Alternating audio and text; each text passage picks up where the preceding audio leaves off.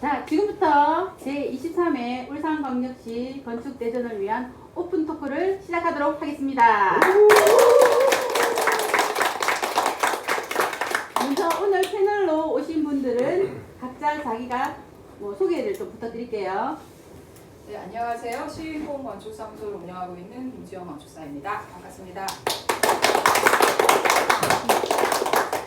안녕하세요. 성남동에서 뉴미들 클래스라는 문화공간을 운영하고 있는 설치미술가 김희아입니다. 안녕하세요. 저는 울산대학교 건축학 전문 이재민 교수입니다. 안녕하세요. 저는 울산과학대 건축학부 교수 정수은입니다. 안녕하세요. 저는 울산광역시 건축가회 회장 김진환입니다. 반갑습니다. 안녕하세요. 저는 미건축에서 근무하고 있고 요리하는 건축가 김성준입니다. 네. 안녕하세요. 저는 건축그룹 SNS 운영하고 있는 서영호 건축사입니다. 저는 위 건축사무소의 김우입니다. 반갑습니다. 해영건축사 사무소의 손경민 건사입니다. 울산에서 활동하고 있는 경훈 건축사입니다. 반갑습니다. 아까 대본에 없던 거지만 먼저 저희 회장님 간단한 인사말 듣겠습니다. 예, 시나리오 없는데 제가 한 말씀 드리면 건축은 다양한 문화를 습득해서 여러분들이 표현하는 것이라고 생각을 합니다. 그래서 이번 건축 대전은 보다 다양성 또 보다 많은 사람이 참여해서 여러 가지 표현들을 하고 울산 건축 문화가 최종적으로 발전했으면 합니다. 너무 감사합니다. 감사합니다. 시간이 없는 거긴 한데요. 지금 이 행사를 준비해 주시느라 정말 오랫동안 준비하시고 힘드셨던 분들이 지금 얼굴을 보여주시고 안 계시고 계세요. 그래서 소개를 여기서부터 부탁드리겠습니다. 예, 운영위원을 맡은 박영도입니다. 반갑습니다. 사무장 송혜정입니다. 송혜정입니다. 자. DH 건축사 사무소 운영하고 있는 김지영입니다. 특별을 맡고 있는 안서웅입니다.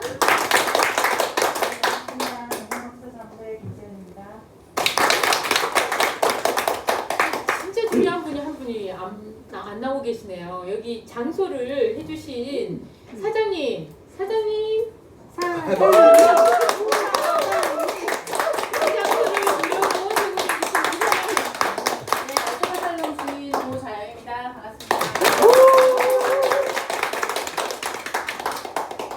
자, 지금부터의 진행은 저희 위원장님을 맡고 계신 정수은 교수님께서 맡아주시도록 하겠습니다. 네. 박수로 환영합니다.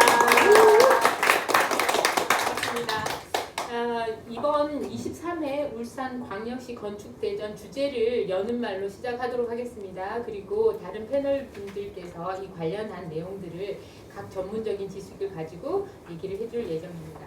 저는 먼저 주제에 관한 얘기인데요. 이번 주제는 도시, 시공, 상상이라는 주제입니다. 여러분들이 도시 내에 있는 빈 공간, 빈 집을 어떻게 상상하고 다시 만들까를 그냥 상상이 아니라 시간과 공간의 개념에 초점을 맞추셔서 접근해보면 어떨까 합니다. 이 도시라는 건요, 시간이 배어 나와 있거든요. 근데 그 시간이 지나면서 이 공간이 잘 활성화됐다가 쓰지 못하는 것들이 많아요. 이것을 어떻게 재해석할 건지는 학생들 여러분들의 창의력을 발휘해서 상상력을 해서 좋은 제안을 받고 싶습니다. 이런 얘기가 이번 주제로 나오게 된 이유는요. 최근에 우리나라에서 벌어지고 있는 문제가 있습니다. 무슨 문제냐면요.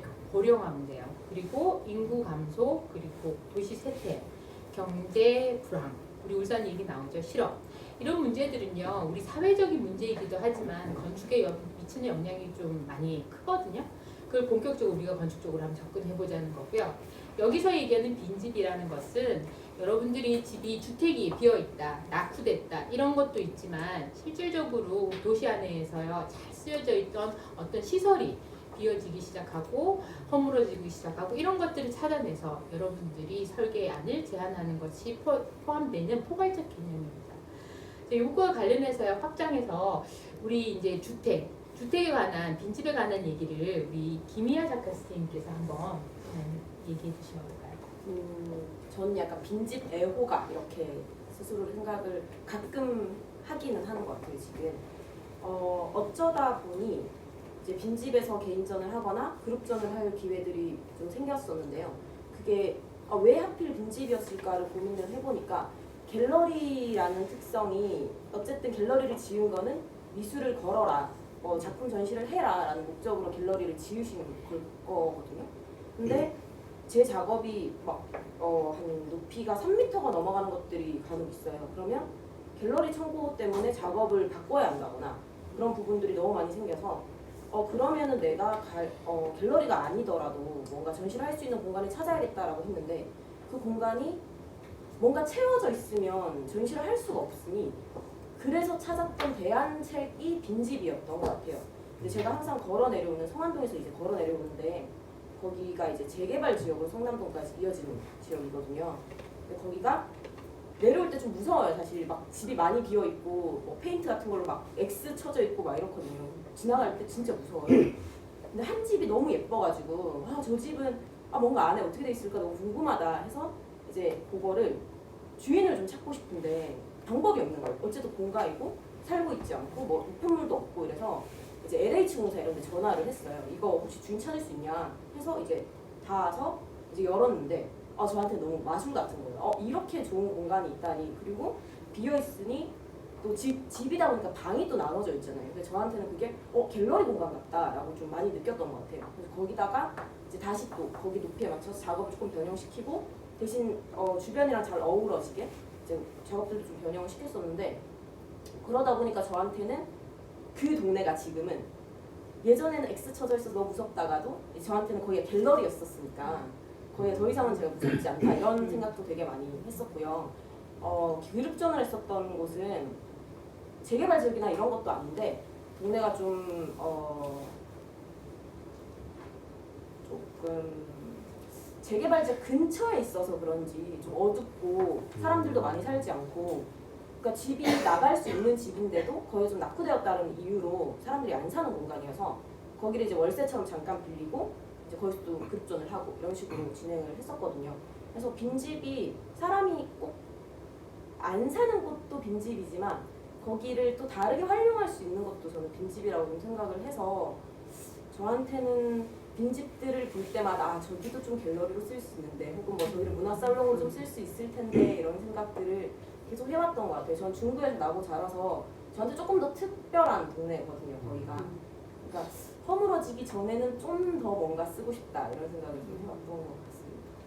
빈집의 가능성을 그쵸 예술로 먼저 접근하시고 빈걸 나쁘다 버려졌다 이 개념이 아니고 뭘 채울 수 있는 가능성으로 본 게 되게 근사한 작품이고 앞으로 계속 그 사례들을 얘기하실 것 같아요. 교수님 근데 이게 빈 집만 있는 게 아니죠.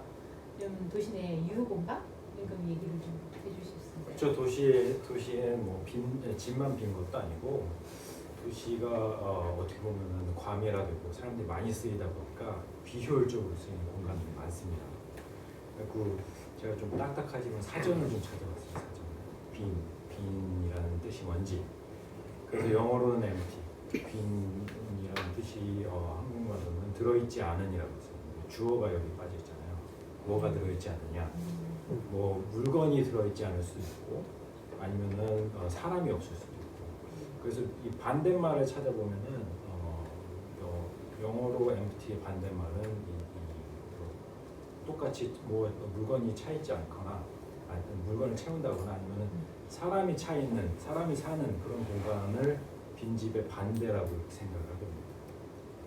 그래서 도시 이론에서는 빈집이 발생하는 이유가 한 두 가지 정도로 있는데 첫 번째는 도시에 사는 사람들이 줄어드는 거예요. 자연적으로 줄어들든지 아니면 어떤 다른 이유 때문에 줄어들든지.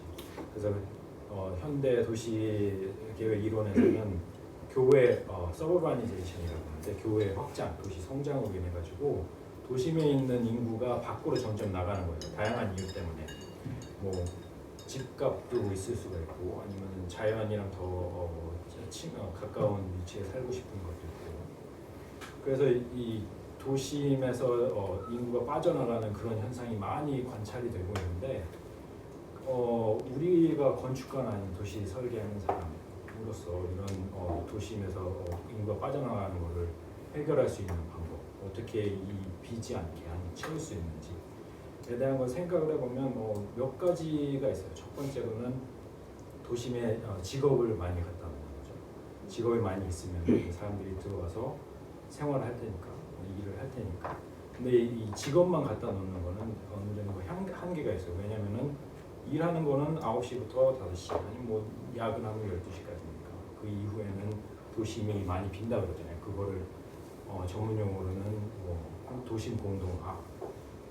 그리고 또 다른 이런 직업 말고도 사람을 살기 좋은 도시를 만들면 사람들이 거기에 살기 위해서 들어오는 경우가 많아요. 그래서 영어로는 이론으로는 residential location choice라는 이론인데 사람들이 거주지를 선택하는데 필요한 요소 그런 거를 좀 활성화시키면 좋으니까 그 요소가 한 4가지가 정도가 있는데 첫 번째는 교육입니다. 교육.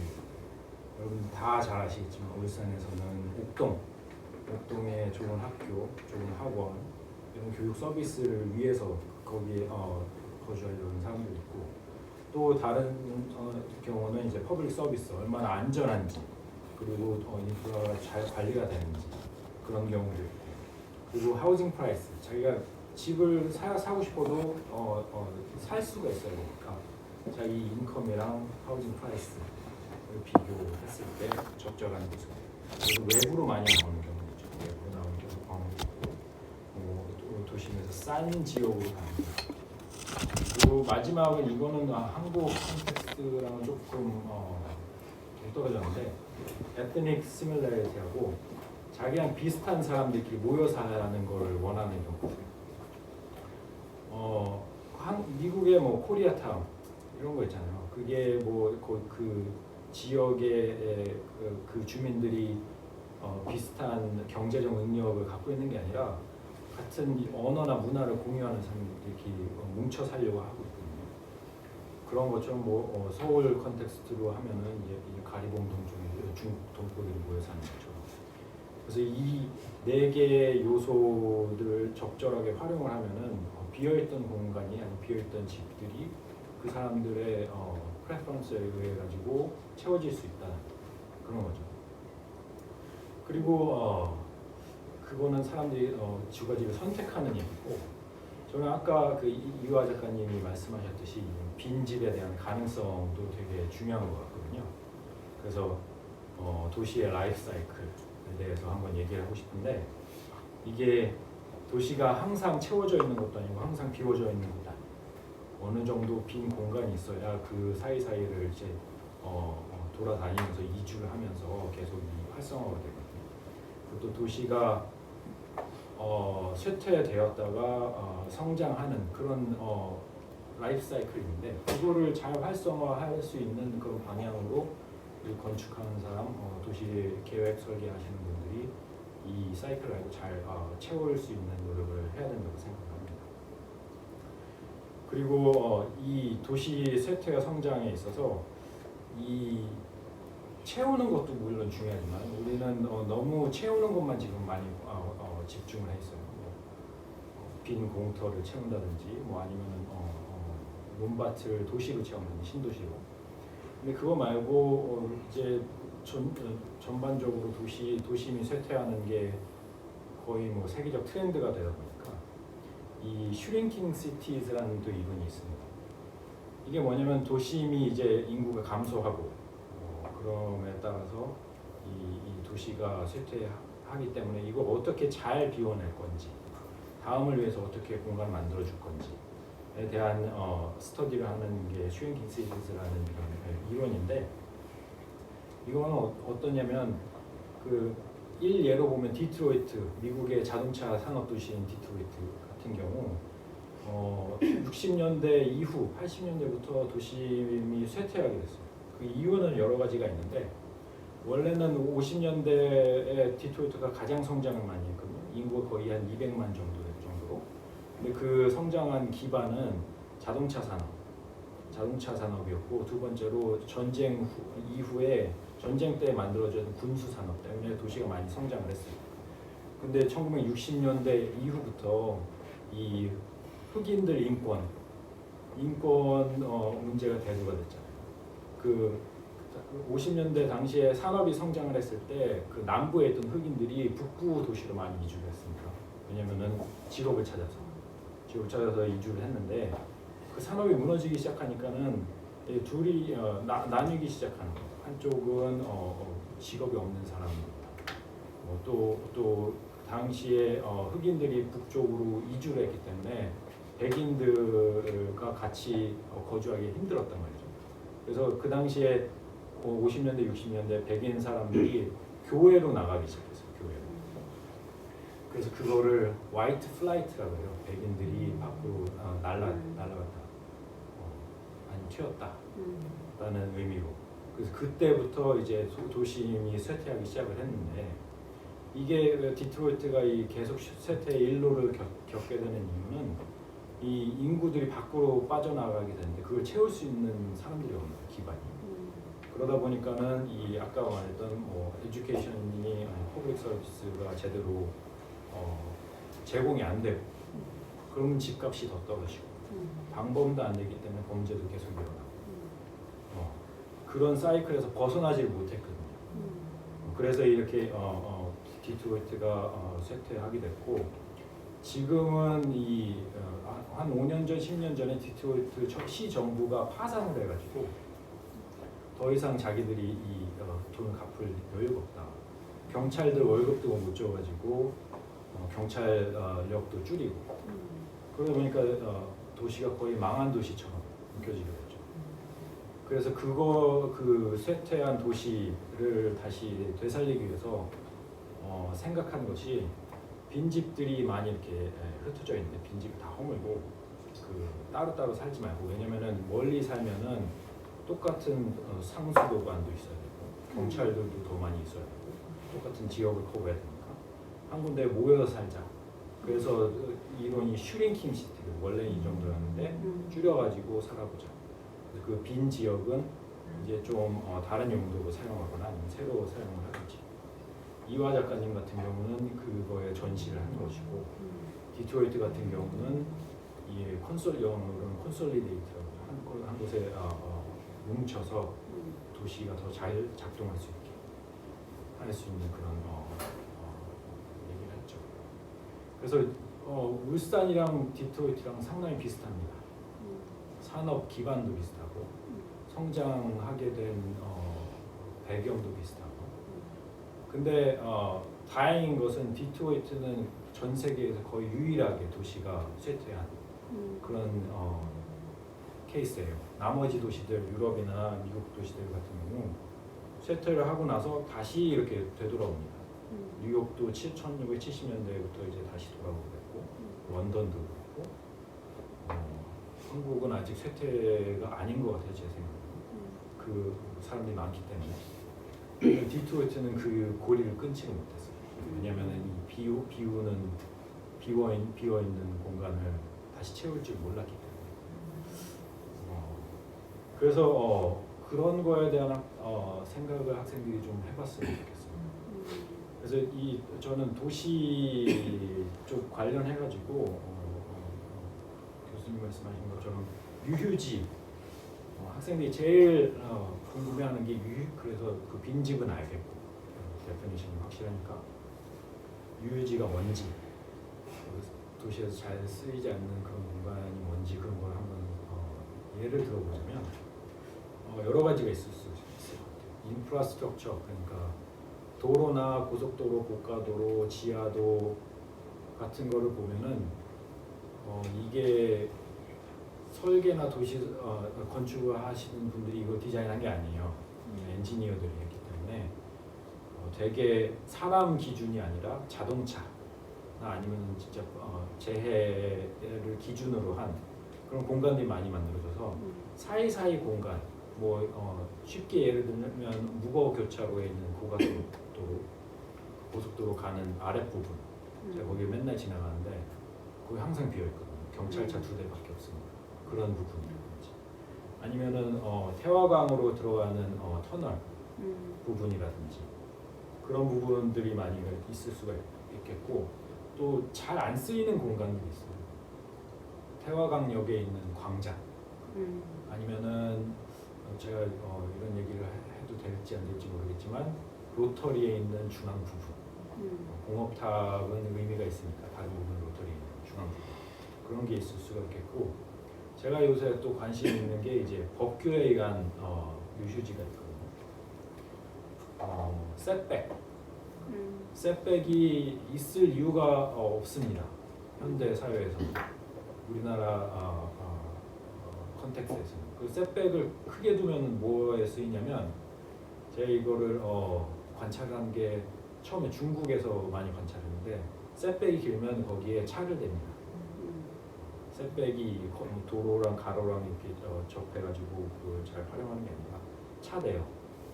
무거로 가보면 학원가 앞에 거기 차 다 있습니다. 사람이 들어가는 공간입니다.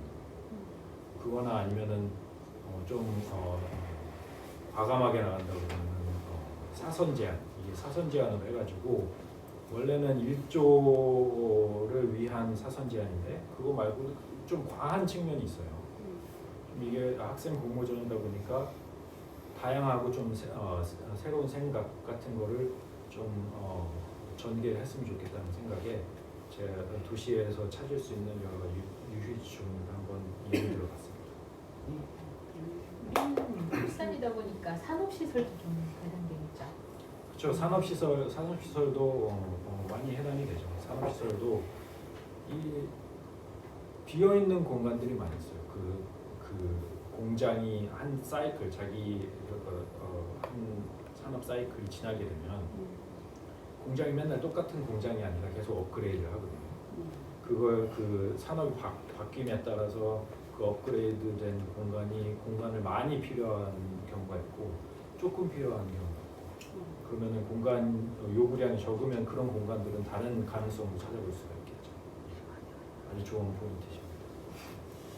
그 독일에서 많이 경험하고 오신 선생님께서 보시는 유럽 사례 한번 해주세요. 저는 갑자기 유럽 사례를 말하려는 건 아니고 사실은 이재명 교수님 말씀해 주신 내용 중에 도시라는 게 결국은 계속 어떤 라이프 사이클을 가지고 계속 변화하는 거 도시 자체가 생명력을 가진 유기체이기 때문에 그런 관점에서 보면은 빈집, 뭐 안 빈집 이런 부분이 아니라 어떤 과정의 연속이면 단 한 번도 고정이 된 게 없는 거잖아요. 그래서 그런 관점으로 도시 조직 공간을 볼 때 굉장히 재미있는 사례가 베를린이라는 도시고요. 저는 개인적으로 원래 서울에서 나고 자랐는데 울산에서 산 시간보다 독일 베를린에서 산 시간이 더 많았어요. 그래서 저한테는 개인적으로 굉장히 정이 든 도시기도 한데 한때 베를린에 굉장히 빈집이 많았어요. 왜 혹시 왜 빈집이 많았을까요?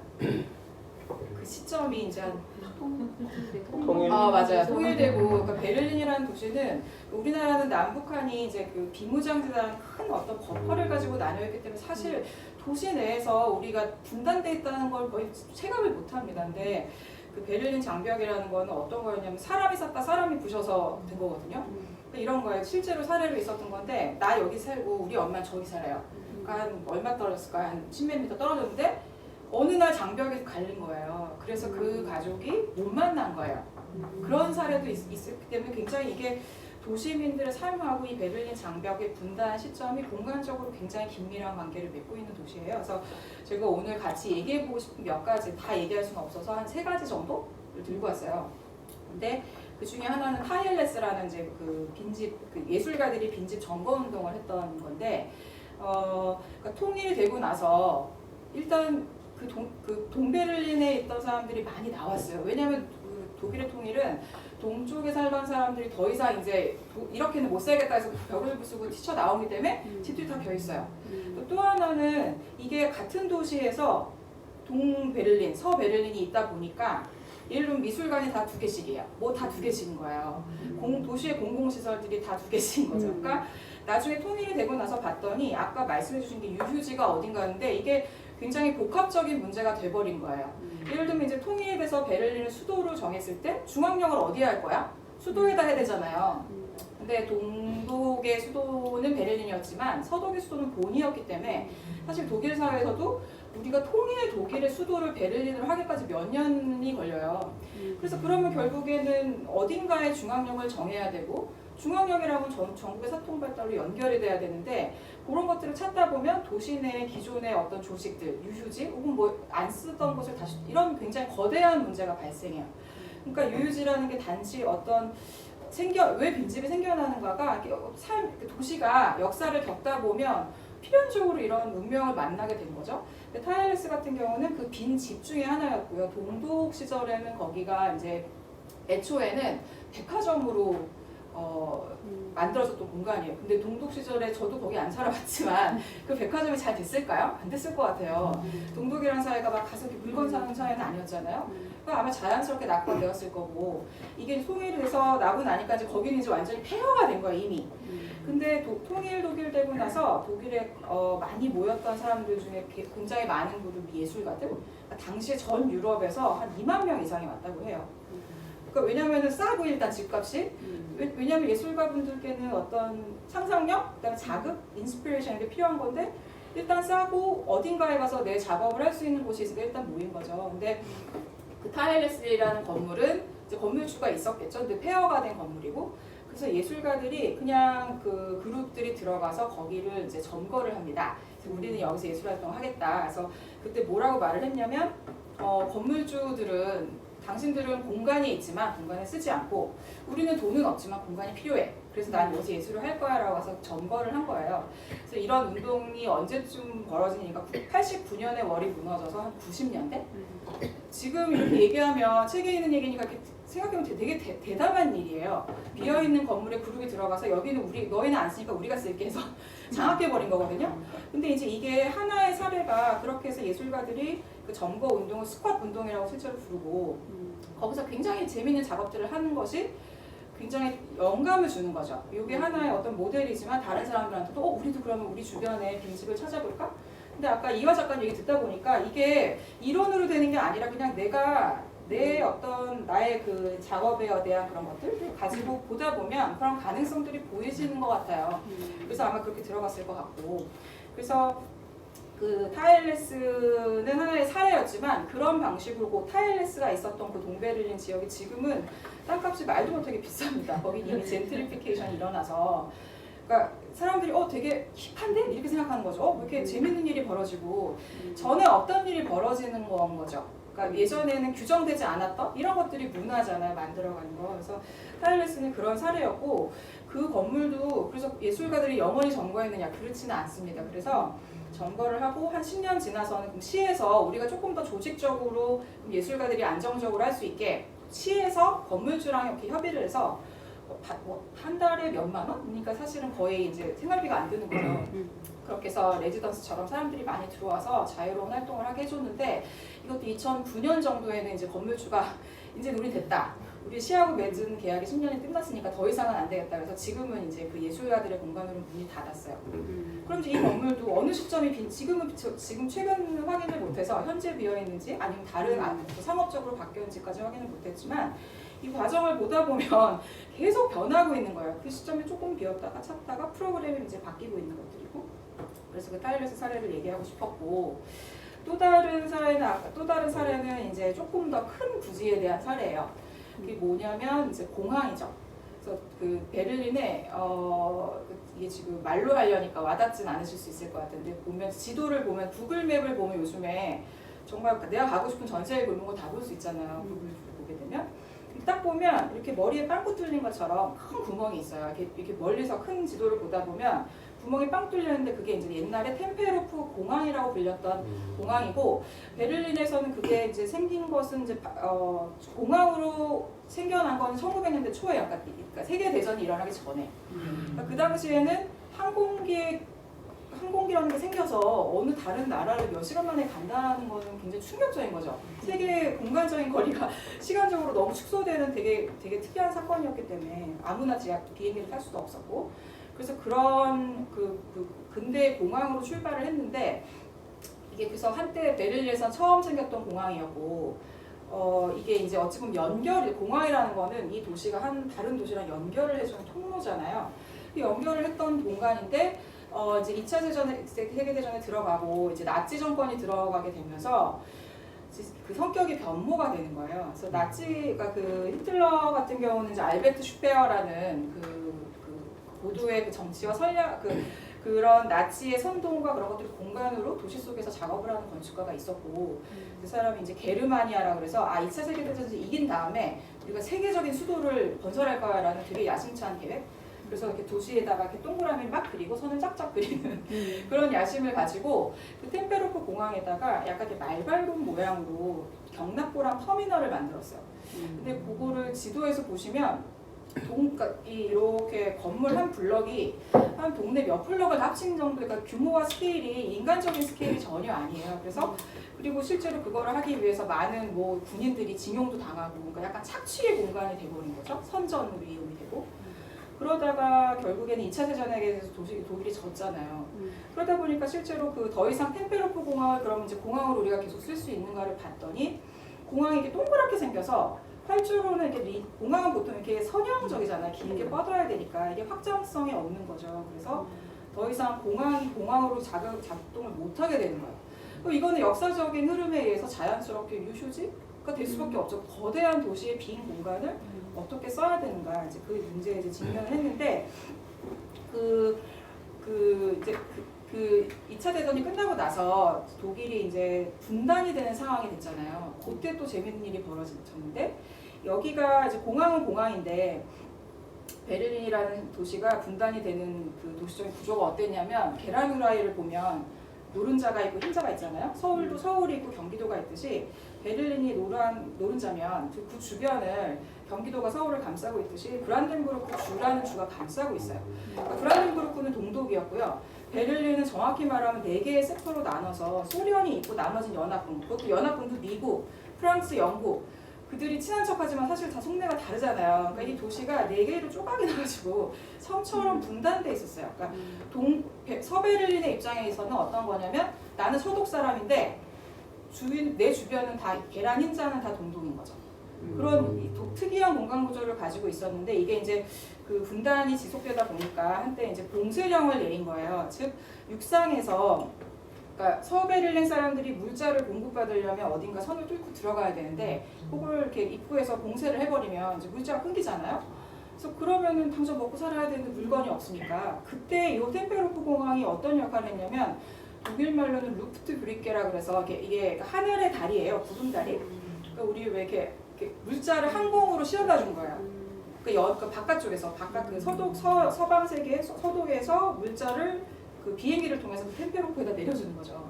그래서 그 당시에 이제 그런 사진들을 보면은 이렇게 우리 왜 그런 우리나라도 분단을 겪었고 그런 물자를 수송받고 이런 사진들이 있잖아요. 이렇게 막 초콜릿 달라고 해서 하늘을 향해 애들이 이렇게 하는 그런 사진들. 그런 것처럼 그 공항이 어찌 보면은 서베를린 사람들에게는 다시 숨통의 역할을 했던 시기가 있었어요. 근데 이 시기가 또 지나다 보니까 너무 역사가 급격하게 바뀌는 거야. 한 100년 안에 너무 많은 일이 벌어졌고 이게 통일이 되고 나니까 그럼 여기를 어떻게 쓸까가 다시 얘기가 나왔겠죠. 근데 결국 근데 그때부터 이제 약간 인상적이었던 거는 이거를 그 당시가 그러니까 90년대니까 그 당시에 이렇게 시민과 소통해가면서 도시를 만든다는 개념이 사실은 굉장히 없었을 때죠. 근데 그때도 이제 시민 투표를 붙인 거예요. 이거를 어떻게 할까? 여기를 뭐 주거지를 만들까? 상업지를 개발할까 했는데 베를린 시민들이 이거를 그냥 놔두자는 쪽으로 투표를 하는 거예요. 그냥 비워놓자. 비워놓고 이거 지켜보자는 거죠. 그래서 그 몇 번의 투표의 단계가 있었어요. 그 중간에 안 된다, 이거 너무 아까우니까 건축가들 불러다가 이렇게 약간 컴피티션을 열어서 이렇게 하자 해서 안을 만들기도 했어요. 근데 결국에는 시민들이 이 공간의 주체는 우리이고 전 시민을 대상으로 투표를 해서 결정권을 줬다는 것도 사실은 좀 놀라운 포인트지만 그랬을 때 시민들은 여기를 그냥 뒀으면 좋겠다. 왜냐하면 그게 우리나라랑 조금 다르기는 해요. 베를린이라는 도시는 서울보다 면적은 훨씬 큰데 인구 밀도는 한 4분의 1, 한 350만 정도가 사니까 어쩌면 우리나라는 그러니까 우리가 이렇게 작은 땅이라도 써먹고 싶어하는 거는 항상 땅이 부족하다는 그런 약간 강박이 있을 수 있는데 그런 거로부터 조금은 덜해서 그럴지 모르지만 그걸 놔두자고 결정이 났어요. 그래서 지금 현재는 거기가 지금 비어 있어요. 비어 있고 그 주민들이 조직을 해서 거기서 다양하게 그냥 사용을 합니다. 근데 놔두다 보니까 어떤 일이 벌어지냐면 거기서 자연스러운 그냥 생태계가 보존되는 거예요. 우리나라가 DMZ가 지금 어떤 생태계가 보고가 됐잖아요. 인간들이 그렇게 하려고 했다면 놔두다 보니까 거기만의 생태계가 생기고 거기에 국지 기후가 생기고 그 다음에 사람들은 거기 가면 일단 이렇게 우리가 의외로 도시에서 막 어떤 막 탁 터진 공간에서 막 이렇게 달리고 놀고 하는 데가 없거든요. 의외로 공원이라는 곳을 그렇게 생각하지만 사실 가보면 공원에 사람이 다니는 뭐 페이브먼트 길이 있고 어디는 뭐 식재가 숨어져 있어서 사실 거기가 완전히 어떤 비워짐의 가능성을 이렇게 갖고 있냐라고 보면은 약간 규정된 공간이거든요. 근데 이 템펠로프펠트는 지금 굉장히 비워진 상태가 있고 이거를 우리나라 여의도 공원이랑 조금 이렇게 같이 대입해서 생각을 해보면 여의도 공원도 원래 우리나라 최초의 공항이었잖아요. 여의도가 공항이었는데 그게 한때 거기가 공항 시설을 나가고 나서 거기가 완전히 그냥 활주로가 그냥 비어 있어서 여의도 시민들이 뭐 자전거들도 타고 무슨 이렇게 종교 집단이 와서 막 민중 대회 이런 것도 하고 또 굉장히 많은 도시의 시민들이 그냥 빈 공간이 있으면 거기에 나와서 되게 다양한 삶의 형태를 드러내는 공간이었는데 지금 이제 공원이 됐죠. 공원이 되다 보면 사실은 가야 되는 길도 정해져 있고 여기는 나무가 이렇게 돼 있잖아요. 그래서 그런 것들이 비교가 재밌다고 생각을 했고 제가 마지막으로 쉐어하고 싶었던 사례는 간략하게 언급을 할게요. 울산이 사실 산업도시였고 독일이 사실은 그런 제조업, 전통적인 제조업의 강국이었고 그런 산업의 기반으로 나라가 성장을 했던 도시니까 그게 우리나라는 한강의 기적이란 말이 있고 독일에는 이제 라인강의 기적이라 그래서 그 에센 지역, 노르트라인 베스트팔렌 주라는 그 공업이 있는 루어라는 지역이 있어요. 그 지역 전체가 한때 독일의 경제를 견인했던 제조업과 그런 거의 어떤 상징이었죠. 근데 그 동네가 이제 산업의 구조가 바뀌다 보니까 이제 더 이상 그게 안 되는 거죠. 울산이 직면한 거랑 비슷한 건 것 같아요. 근데 이게 그 제가 갖고 온 사례는 그 중에서 제일 먼저 일어났던 쫄페어 아인이라는 사례인데 그 루 공업지역에 있는 탄광지대였던 거죠. 탄광이 지대였고 이게 이렇게 자료를 읽다 보면 70년대가 전성기였대요. 70년대는 유럽의 최대의 탄광 지역이었기 때문에 어마어마한 부를 도시에 가져다 준 거고 그래서 그쪽 주가 잘 살아요. 왜냐면 전통적으로 이런 걸 그 수입이 있었던 지역이기 때문에 70년대 최대 호황기였는데 언제 문을 닫냐? 89년에 문을 닫았대요. 역사라는 게 잔인한 거죠. 우리 지금 전성기라고 생각했는데 한 19년 만에 문을 닫았다는 거는 굉장히 급격하게 변한다는 거죠. 그래서 우리가 요즘에 세상이 너무 빨리 변한다고 하지만 세상은 늘 변해왔었고 늘 변화에 대응하지 않으면 계속 죽고 살고가 반복이 안 되는 거죠. 근데 여기는 70년대 호황기였는데 89년에 문을 닫으니까 그럼 이거를 어떻게 해야 되냐라고 그 문제에 직면했을 때 그때 이제 독일에서 뭘 했냐면 그때 갑자기 그럼 여기를 문화지대를 한순간에 여기를 문화지대로 바꾸자 했던 건 아니에요. 그때 왜냐하면 그 일대 지역이 독일은 약간 분권적인 나라라서 작은 도시들이 연합해 있어요. 뭐 에센, 디스부르기 뭐 이런 식으로 있고 도르트문트에서 그 일대 작은 한 17개 지자체가 연합으로 어떤 IBA 엠셔파크라는 이런 걸 공동으로 출자해서 설립을 우리가 공동으로 대응하자. 우리가 이렇게 지금 이게 문제가 닥친 거는 이게 같은 걸 문제를 쉐어링을 해야 되고 우리가 함께 풀어나가자고 해서 그런 거를 그 조직을 만들었고 거기서 제일 먼저 시작했던 프로젝트가 결국에는 그 SN에 있는 그 폐탄광이었던 그 쫄페어아인인데 거기가 저는 이제 실제로 답사를 갔었어요. 답사를 간 시점은 이미 이제 거기를 문화적으로 이제 여러 가지로 다 재생이 다 된 이후에 갔던 거지만 기본적으로 거기가 탄광 지역이 되었을 때부터 당시에 바우하우스의 두 건축가가 그 철골 구조랑 벽돌을 이용해서 굉장히 아름답고 그 시대에 그거에 충실한 건물을 지었어요. 그때는 형태가 기능을 따를 때니까 그게 유럽에서 굉장히 큰 탄광이었기 때문에 수직 갱도 같은 거가 실제로 가보면 굉장히 압도를 당합니다. 왜냐하면 너무너무 거대한 스케일이 수직이 서 있거든요. 그러니까 이게 관념이 아니라 바로 눈앞에 물질로 주어지기 때문에 그 힘이 굉장히 크고 원래 자체가 그 나름의 그 가치를 갖고 있었어요, 건물들이. 근데 그 엠셔파크에서 이 지역을 재생해야 될 때 두 가지 원칙을 수립했어요. 그 두 가지가 뭐였냐면 우리가 재생을 할 때 우리가 이 쇠퇴를 겪은 이유는 사실은 산업구조의 변화인 거고 산업구조는 더 이상 사람들이 석탄을 안 뜨는 거거든요. 이게 생태적으로 바뀌어가는 거잖아요. 그래서 우리는 우리가 공업지역으로 여기를 운영을 하다 보니까 너무 많은 것들이 오염이 됐고 너무 많은 생태가 파괴됐으니까 그 죽어있던 생태를 다시 살려내자라는 그 생태 키워드가 굉장히 강했고, 두 번째 전략은 우리가 옛날에 이게 쇠퇴했으니까 이걸 부수고 새로 짓는 것이 아니라 그 낡은 산업용 건물 혹은 뭐 이제 좀 쇠퇴하고 혹은 뭐 쇠퇴하려고 하는 다양한 스펙트럼에 있는 그런 산업용 시설들 건물들을 새롭게 덧대서 같이 쓰자. 이제 이런 크게 그 두 전략을 가지고 그 당시부터 지금까지 한 20년 이상 이제 운영을 해온 건데, 그런 운영이 이제 2001년도에 저희가 지금 2020년도죠.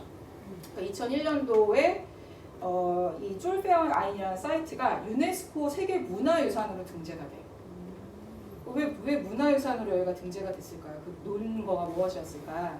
근데 그거를 설득했던 논거는 이게 이 지역 자체는 어찌 보면 전 세계사에 남는 어떤 산업의 흥망성쇠를 그 건물과 그 집 어떤 건조된 환경, 그 안에 살았던 사람들의 삶으로 고스란히 증거하는 곳인데, 이러한 어떤 그 산업의 진화와 쇠퇴를 증명하는 물질적 증거가 그 자체가 문화다. 그렇기 때문에 이것이 여태까지 이런 그때는 좀 망한 시점이었겠지만 다시 흥으로 가기 위한 이 모든 일련의 과정은 하나의 문화인 것이고, 이거는 이제 세계 문화유산에 등재될 만하다라고 된 거예요. 이게 벌써 20년 전의 일이었고, 그 뒤로는 사실 세계적으로 거의 무슨 유행처럼 번져갔죠. 이렇게 버려진 공장이 뭔가 다시 재생되는 것들. 근데 이 메시지가 상당히 컸다고 생각해요. 지금으로 20년 전에 이렇게 그런 산업 문화유산의 흥망성쇠 자체도 문화유산이라는 거지. 그래서 그런 사례를 같이 얘기를 하고 싶었고, 그 과정이라는 관점에서 보면 결국에는 지금 비어있는 것은 문제점이라기보다도 정말 가능성인 거고, 그 가능성을 채운다는 거는 결국에는 그게 건물을 고쳐서 채우는 거라기보단 거기에 새로운 사람들이 거기가 들어와서 무언가 새로운 프로그램을 넣고 상상하는 그런 힘? 그런 것이라고 생각이 듭니다. 이게 얘기한 것 같아요. 저는 부산에서 나고 자랐잖아요. 근데 갑자기 저 유네스코 얘기하시고 뭐 산업시설 얘기하시다 보니까 갑자기 태화강이 떠오르는 거예요. 저 나고 자랄 때 아버지가 그 근처에 가지 말라 했거든요. 이유는 피부병 오른다. 우리가 너무 지저분하니까 들어가는 게 문제가 아니고 거기서 이렇게 오염이 너무 심하니까 근처에 다니지 마라 이렇게 얘기하셨는데, 지금 울산 태화강 공원은 국가정원 지정됐죠. 네, 그래서 제가 알기로는 뭐 다들 이렇게 인증샷을 한번 찍고 가는 것으로 알고 있거든요. 그래서 그런 면에서 우리 울산도 좋은 일을 했구나, 의미 있는 일을 했구나 이런 생각이 듭니다. 그리고 울산에도 좋은 사례들을 건축가분들의 그 있잖아요. 뭐 피부에 와닿는 얘기를 좀 듣고 싶어요. 사실 지금까지 들어보시면 아시겠지만 저희는 이론 얘기를 하다 보니 글로 있는 일이 약간 좀 합니다. 근데 우리 건축이라는 구축행위는 현장에서 피부로 물에 땀을 흘리면서 이렇게 겪는 그런 얘기들이 많거든요. 이번에는 그 회장님은 더 프로그램이 우리 없어요. 근데 제가 이게 시나리오 보면 울산 발전을 위한 한마디라고 되어 있기 때문에 나중에 하죠. 네. 죄송합니다. 자, 그러면은 자율적으로 좀 재밌는 얘기 저희도 지금 못 들어봤어요. 네, 기대되고 있습니다. 제가 먼저. 아니 어쩌다. 네. 서영업은 네. 아니 저희 뭐 저는 뭐 간략하게 말씀드리자면, 사실 어제 건축사 신문 회의에 들어갔었어요. 거기서 부산에 계시는 건축가님들이 거기 다 계시는데, 저기 간접곳에 있는 서생창고 거기에 관해서 이렇게 이슈를 제기하시더라고요. 뭐 외본이다 워낙 좋은 카페들이 거기 산재돼 있는데, 거기는 그냥 창고 공간을 이렇게 새롭게 만들어가지고 재생을 했는데 그게 굉장히 정감 있게 느껴지고 그런 톤들이나 모든 게 좋다. 그게 많이들 주목하고 계시는 거예요. 또 얼마 전에 군산에 여행을 한번 탐방과 여행차 한번 다녀왔었어요. 거기에서 묵었던 장소가 화담여관이라는 게스트하우스인데, 그 2층 올라가는 계단에 보면 1900년대 초반에 상향식 하면서 이렇게 표지를 만들어놨어요. 거기를 운영하시는 분이 30대 젊은 남자분이신데 울산 제일고등학교를 나오셨더라고요. 이렇게 전국을 돌면서 그런 약간 오래됐지만 정치를 살릴 수 있는 그런 건물들을 많이 찾아다니셨고, 찾아다닌 결과로 거기 군산에 그렇게 정착해서 하시는데 마치 이하 작가님처럼 오래된 곳에서 정치를 찾는 그래서 그게 전국적으로 이슈가 되는 걸 보면서 아 굳이 우리가 새롭게 뭔가를 만드는 것보다 옛것을 보존하면서 거기에서 새로운 가치를 찾아가는 게 참 좋겠다라는 생각이 좀 들어요. 개인적으로 한 가지만 더 이슈를 제기하고 싶다면 울산에 지금 양어장들이 예전에 육상에서 운영하는 양어장들이 스레트로 이렇게 돼서 많이 방치가 돼 있는 걸 볼 수 있어요. 그걸 언젠가 전화가 와서 클라이언트가 이용할 수 있는지를 물어보는데 실질적으로 대체로 개발 제한 구역에 위치되어 있고 또 거기에서 이제 법제적인 문제와 사회적인 걸 아우르면서 이렇게 해결할 수 있는 그런 우리 건축가들의 어떤 지혜가 좀 필요하지 않나 이런 생각이 들었습니다. 네, 이상입니다.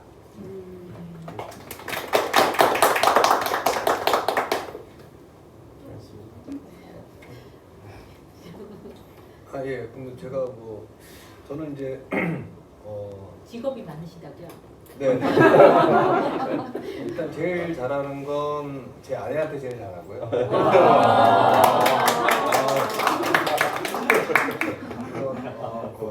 거기에서 반대 의견이 있지만 그다음 잘하는 건 요리고 그다음에 이제 건축을 같이 열심히 하고 있습니다.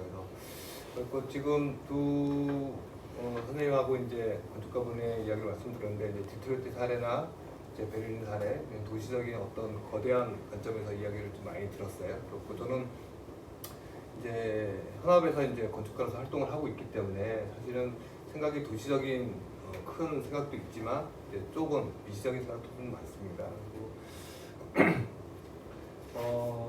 결국은 이제 이게 도시 내 이 그 버려진 공간, 빈 공간, 빈집, 빈 영역, 빈 마을 뭐 이렇게 그래서 이제 어떤 영역이 이렇게 확장되어지고 빈 도시까지 이제 이야기가 디트로이트 이렇게 가는 것 같고요.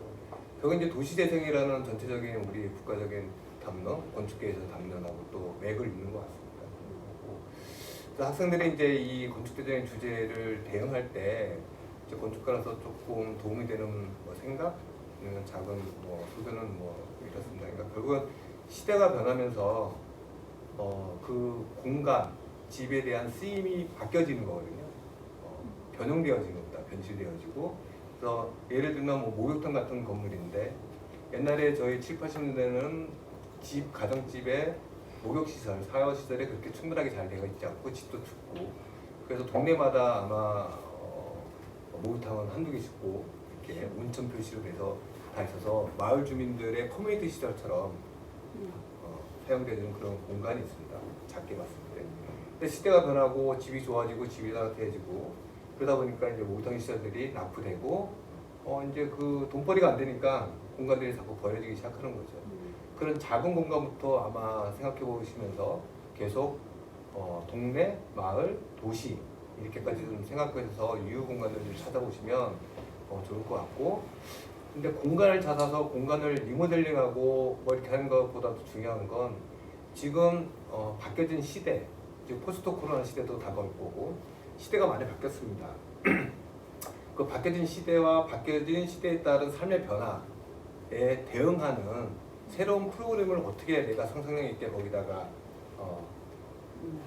내가 정의를 내릴 거냐, 재정의, 재해석을 내릴 거냐 그게 좀 관점 포인트가 아닐까라는 생각이 듭니다.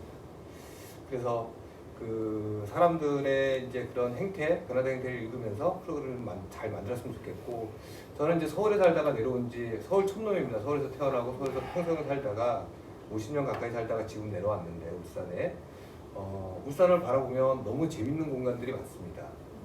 그리고 저는 그렇게 배웠습니다. 세련된 것과 촌스럽다는 반대어로 배웠는데 세련되다라는 것은 약간 도시적이고 촌스럽다는 것은 약간 후지고 뭐 이렇다고 저는 그렇게 배워왔지만 거꾸로 저는 생각이 좀 바뀌어지고 있습니다. 지금 아마 사람들도 다 바뀌어가고 있는데 도시적인 게 꼭 세련된 것인가?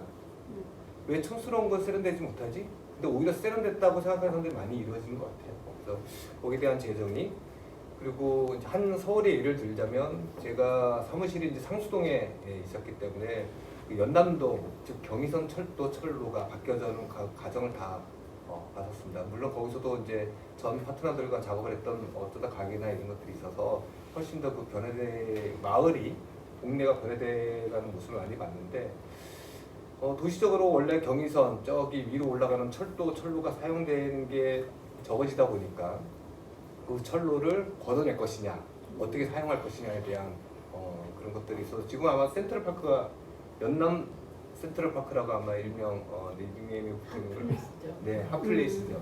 근데 거기는 옛날에 화교들이 많이 사는 공간이었고 그 다음에 기사식당이 많은 공간이었습니다. 그러니까 아시겠죠? 어떤 대충 분위기라는 게 기사식당이 많은 공간이었기 때문에 철로 근처는 땅값이 되게 쌌고 거기는 좋은 문화시설이나 어떤 좋은 주거단지가 들어오지 않는 도시 계획적인 건축적인 영역이었지 않습니까?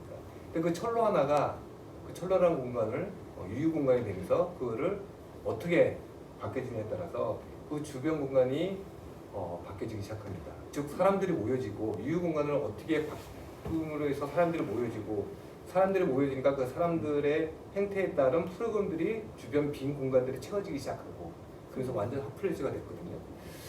거꾸로 또 그런 유휴 공간을 자꾸 채우려고 하는 것보다 아까 아마 이재명 교수님도 잠깐 언급하셨던 것 같아요. 비우는 것도 채우는 거다. 그러니까 도시가 너무 꽉 차 있거든요. 도시로 치면 너무 꽉 차 있는데 그 남아있는 유휴 공간을 또 다시 무언가를 채우려고 했을 때 어떤 문제점이 발생될 수도 있는 거에 대해서 한번 생각해보고 거꾸로 비우는 것도 채우는 것이다. 그래서 그런 것들 좀 학생들이 좀 생각하면서 하면 좋지 않을까. 그리고 마지막 작은 아이디어인데 좀 들으면서 또 건축가님 이야기 듣다 보니까 저는 이제 여기 울주 군에 살고 있습니다.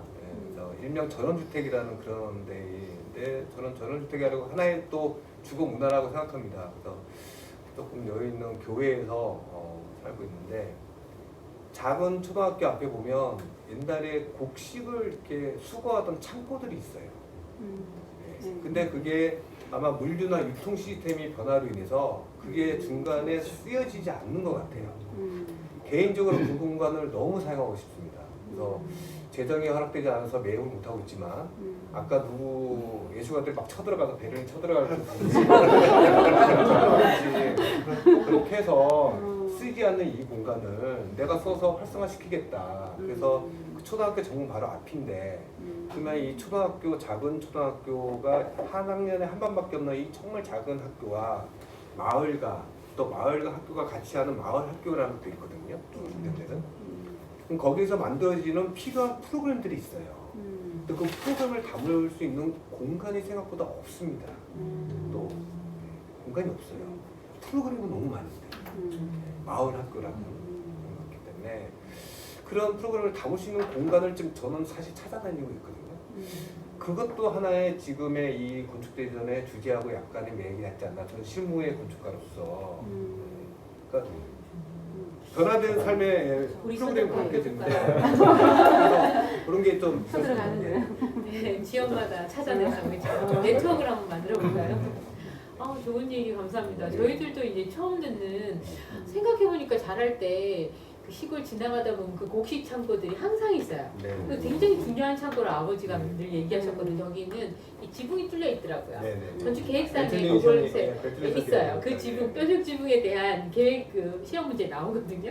근데 실제로 이제 현장에서 그걸 보고 지금 버려져 있는 그 공간에 대한 가능성을 얘기해 주셔서 저는 많이 배우는 것 같습니다.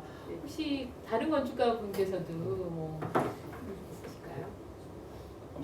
잠깐 저희가 준비 전에 식사를 하면서 건축가 씨니 무슨 일 하셨어요? 그랬더니 엄청 좋은 프로젝트를 하셨더라고요. 사실은 저는 재밌는 프로젝트를 못 해봤는데 아까 요리하는 건축가님 보시면 서울에서 좋은 사례를 아까 우리 서영호 건축가님 저는 이제 사실 실무를 많이 하다 보면 이렇게 이제 모델링이나 뭐 이렇게 뭔가가 이제 좀 가치가 없어진 건물에 대해서 이렇게 상담도 하고 뭐 이렇게 그런 것들은 이제 좀 건축주들도 이제 비용을 좀 싸게 하면서 이걸 뭔가 개선해 보려고 새도 안 나가고 이제 뭐 이러니까 그런 고민들을 한 번씩 봤는데 사실 현실적으로 사실은 이제 그거를 뭐 뭔가 새롭게 짓지 않고 저 같은 경우는 설교도 좀 많이 해봤고 부수고 새로 하자 이렇게 좀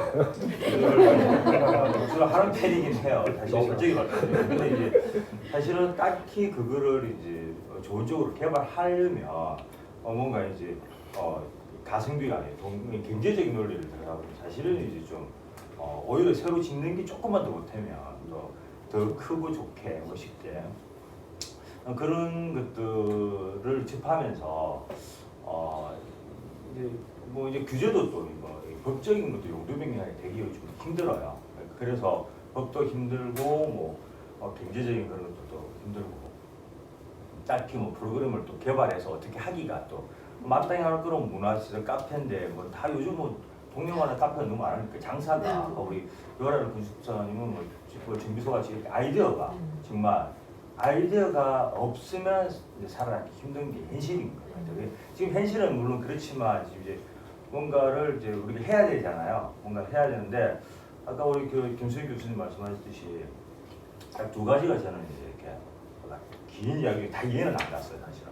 다 이해 안 갔지만 딱 두 가지가 딱 가슴에 와닿았던 게 뭐냐면 정부가 지원해서 뭔가 10년 뒤에 이제 건축주가 그거를 내가 오늘 계산이 안 맞는 거야. 그래서 그만하고 싶다라고 이제 한 거랑 그다음에 아까 공항 이야기 했을 때 비워주는 게 오히려 나중에 이제 더 많은 어떤 힘과 뭔가 더 많은 것들을 이야기를 담을 수 있다라는 그 두 가지가 사실은 와닿는데 지금 이제 그 중구 같은 경우는 사실은 지금 구도심이잖아요. 그래서 성남동, 복산동 이런 다 이렇게 구도심인데 거기 이제 중구청에서 사실은 거기에 대해서 되게 많은 노력을 하는 것 같아요. 고복숲길에 건물을 사서 고복숲 박물 전시관을 만들고 거기 또 비싼 가격에 아주 쓰지도 못하는 그런 여관을 하나 사서 그걸 리모델링해서 청년 그런 어떤 아이디어 그런 건물로도 만들려고 그러고 제가 직접 했던 프로젝트는 이제 평생교육원이라고 일반 건축물을 들어가서 거기 문화시설 만들면서 그 외에 또 이제 버려진 그 옥상 공간을 뭔가 문화 공간이라든가 휴식 공간으로 이렇게 만들어 가지고 이제 사람들이 그게 많이 끌려고 하는데 실제로 직접 가보면 제가 설계한 데서 가보고 하면 사람 별로 없어요. 이게 사람 없고 관리하시는 분 한 분이 한두 명 정도 대응을 하죠. 한 분 가면 되게 잘해요.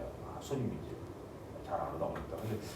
근데 억지로 뭔가를 빨리 하려다 보니까 문제를 빨리 하다 보니까 진짜 이거에 대한 어떤 해결 답을 갖다가 너무 빨리 내려서 오히려 돈은 돈대로 들어가고 별로 효과가 없는 게 좀 나오더라고요. 그래서 정말 아이디어가 필요해요. 아까 금방 말씀하셨던 창고를 아이디어는 분명히 재미있는 게 필요한데 정말 기다리고 관찰하고 분석하고 치밀하게 계산하는 어떤 시간과 노력 이런 것들이 더 중요할 수도 있겠다는 생각이 들어서 우리 학생들한테 기대하는 거는 정말 재밌고 상상력이 풍부한 그런 어떤 아이디어를 요번 대전에 진짜 가능할까? 뭔가 이런 것도 있을 수 있을까라는 어떤 그런 어떤 무한대의 어떤 상상력을 한번 이 대전에 한번 이런 게 가장 좋을 것 같다. 특히 주니어 부분은 그렇죠. 네. 좀 이렇게 너무 실질적 구축에 너무 스트레스 받지 말고 학생들이 가져왔던 꿈 같은 일들 그게 사실 우리가 부족한 것들이에요. 기성세대가 부족한 게 이제 부족해진 거죠. 현실에 적응하다 보니 그런 상상력을 펼칠 수 있는 장이 됐으면 좋겠습니다. 감사합니다.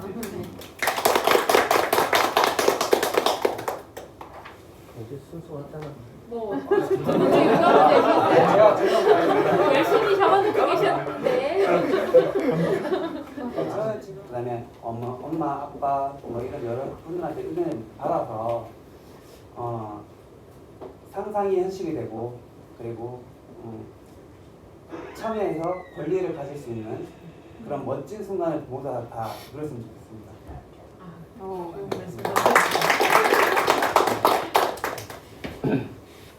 저는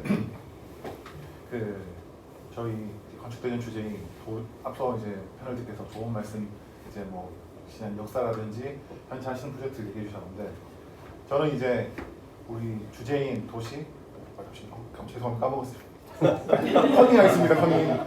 도시 시공 상상. 저는 펼쳐놓고 보고 있습니다. 도시 시공 상상에서 상상 부분을 맡겠습니다. 저는 물론 이것도 중요하지만은 우리가 미래를 예측할 수 있다면은 선제적으로 대응할 수 있다고 조금 생각을 하고 있고, 그래서 계속 상상, 망상, 공상 상을 조금 좋아하는데, 그럼 이제 지금 당장은 아니지만은 뭐 이러한 빈집, 빈 공간이 생길 수 있지 않을까, 그런 상상이 된다면은 그걸 선제적으로 대응할 수 있지 않을까, 그런 생각을 합니다. 예를 들어서 인류 사회가 산업화가 시작되면서 도시에 공장이 지어지고 산업시설물이 지어지고 노동자들이 모여 살고, 그러면서 이제 노동자들을 위한 주거 공간이 이제 공장주의에 들어서게 되고, 당연히 도시가 조직화되고 확장되면서 커져 나가는데, 대구에 가면은 그 삼성그룹의 이제 시작이라 할 수 있는 제일모직이 원래 있었어요. 대구에 가면은 이제 제일모직 그 본사 공장이 있었는데 95년도인가 이제 구미 쪽으로 이전을 해가면서 그 대구에 제일모직 있던 공장 그 부지, 일종의 브라운필드가 이제 남아있게 되고, 좀 위험한 이제 건축물이라 할 수 있는 공장 부분은 없어지고, 이 공장을 돌리기 위한 요공들이 살던 기숙사가 공장과 딱 붙어서 4동 5동이 있었는데, 이제 기숙사들은 남아있게 되고 이제 공장은 없어지게 됐어요. 이제 그런 것들이 최근 들어서 이제 몇 년 전에 삼성 창조 캠퍼스라고 해서 이제 기숙사 동 남아있던 오래된 건축물 몇 가지는 이제 공방, 예술가들을 위한 공방으로 인대하거나 회의 장소, 갤러리 이런 걸로 쓰기도 하고, 그 외에 이제 그 전체 부지는 공원으로 쓰고, 또 몇 가지 건물들 신축해서 몰로 쓰고 상업시설로 쓰고, 그렇게 지금 쓰고 있습니다. 자, 그러면은 이제 울산도 제 개인적 의견이긴 한데, 울산도 이제 이런 공장 시설군이 많고, 울산도 이제 1960년대, 70년대부터 해서 화학공단, 그다음에 자동차, 중공업이 들어오면서 이제 당연히 공장들이 들어오니까 많은 이제 노동자들이 울산으로 유입될 거 아니에요.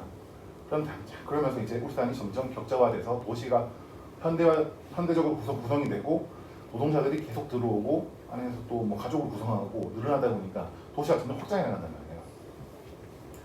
하지만 이제 2009년 리만 브러더스 사태, 전 세계적 경제 불안을 불렀던 사태 이후로 중공업의 위기라든지 여러 이유들로 제가 최근에 찾아본 자료에서는 울산이 2015년도에 인구 120만 정점을 찍고 조금씩 줄어들고 있는 추세가 있어요. 그리고 소위 말하는 58년 개띠라고 하는 그 베이비부머 세대들이 은퇴를 하기 시작하는데, 그 2005년도부터 해서 매년 500명, 1000명 해서 한 2024년도까지인가 10,000명 이상이 은퇴를 하게 돼요.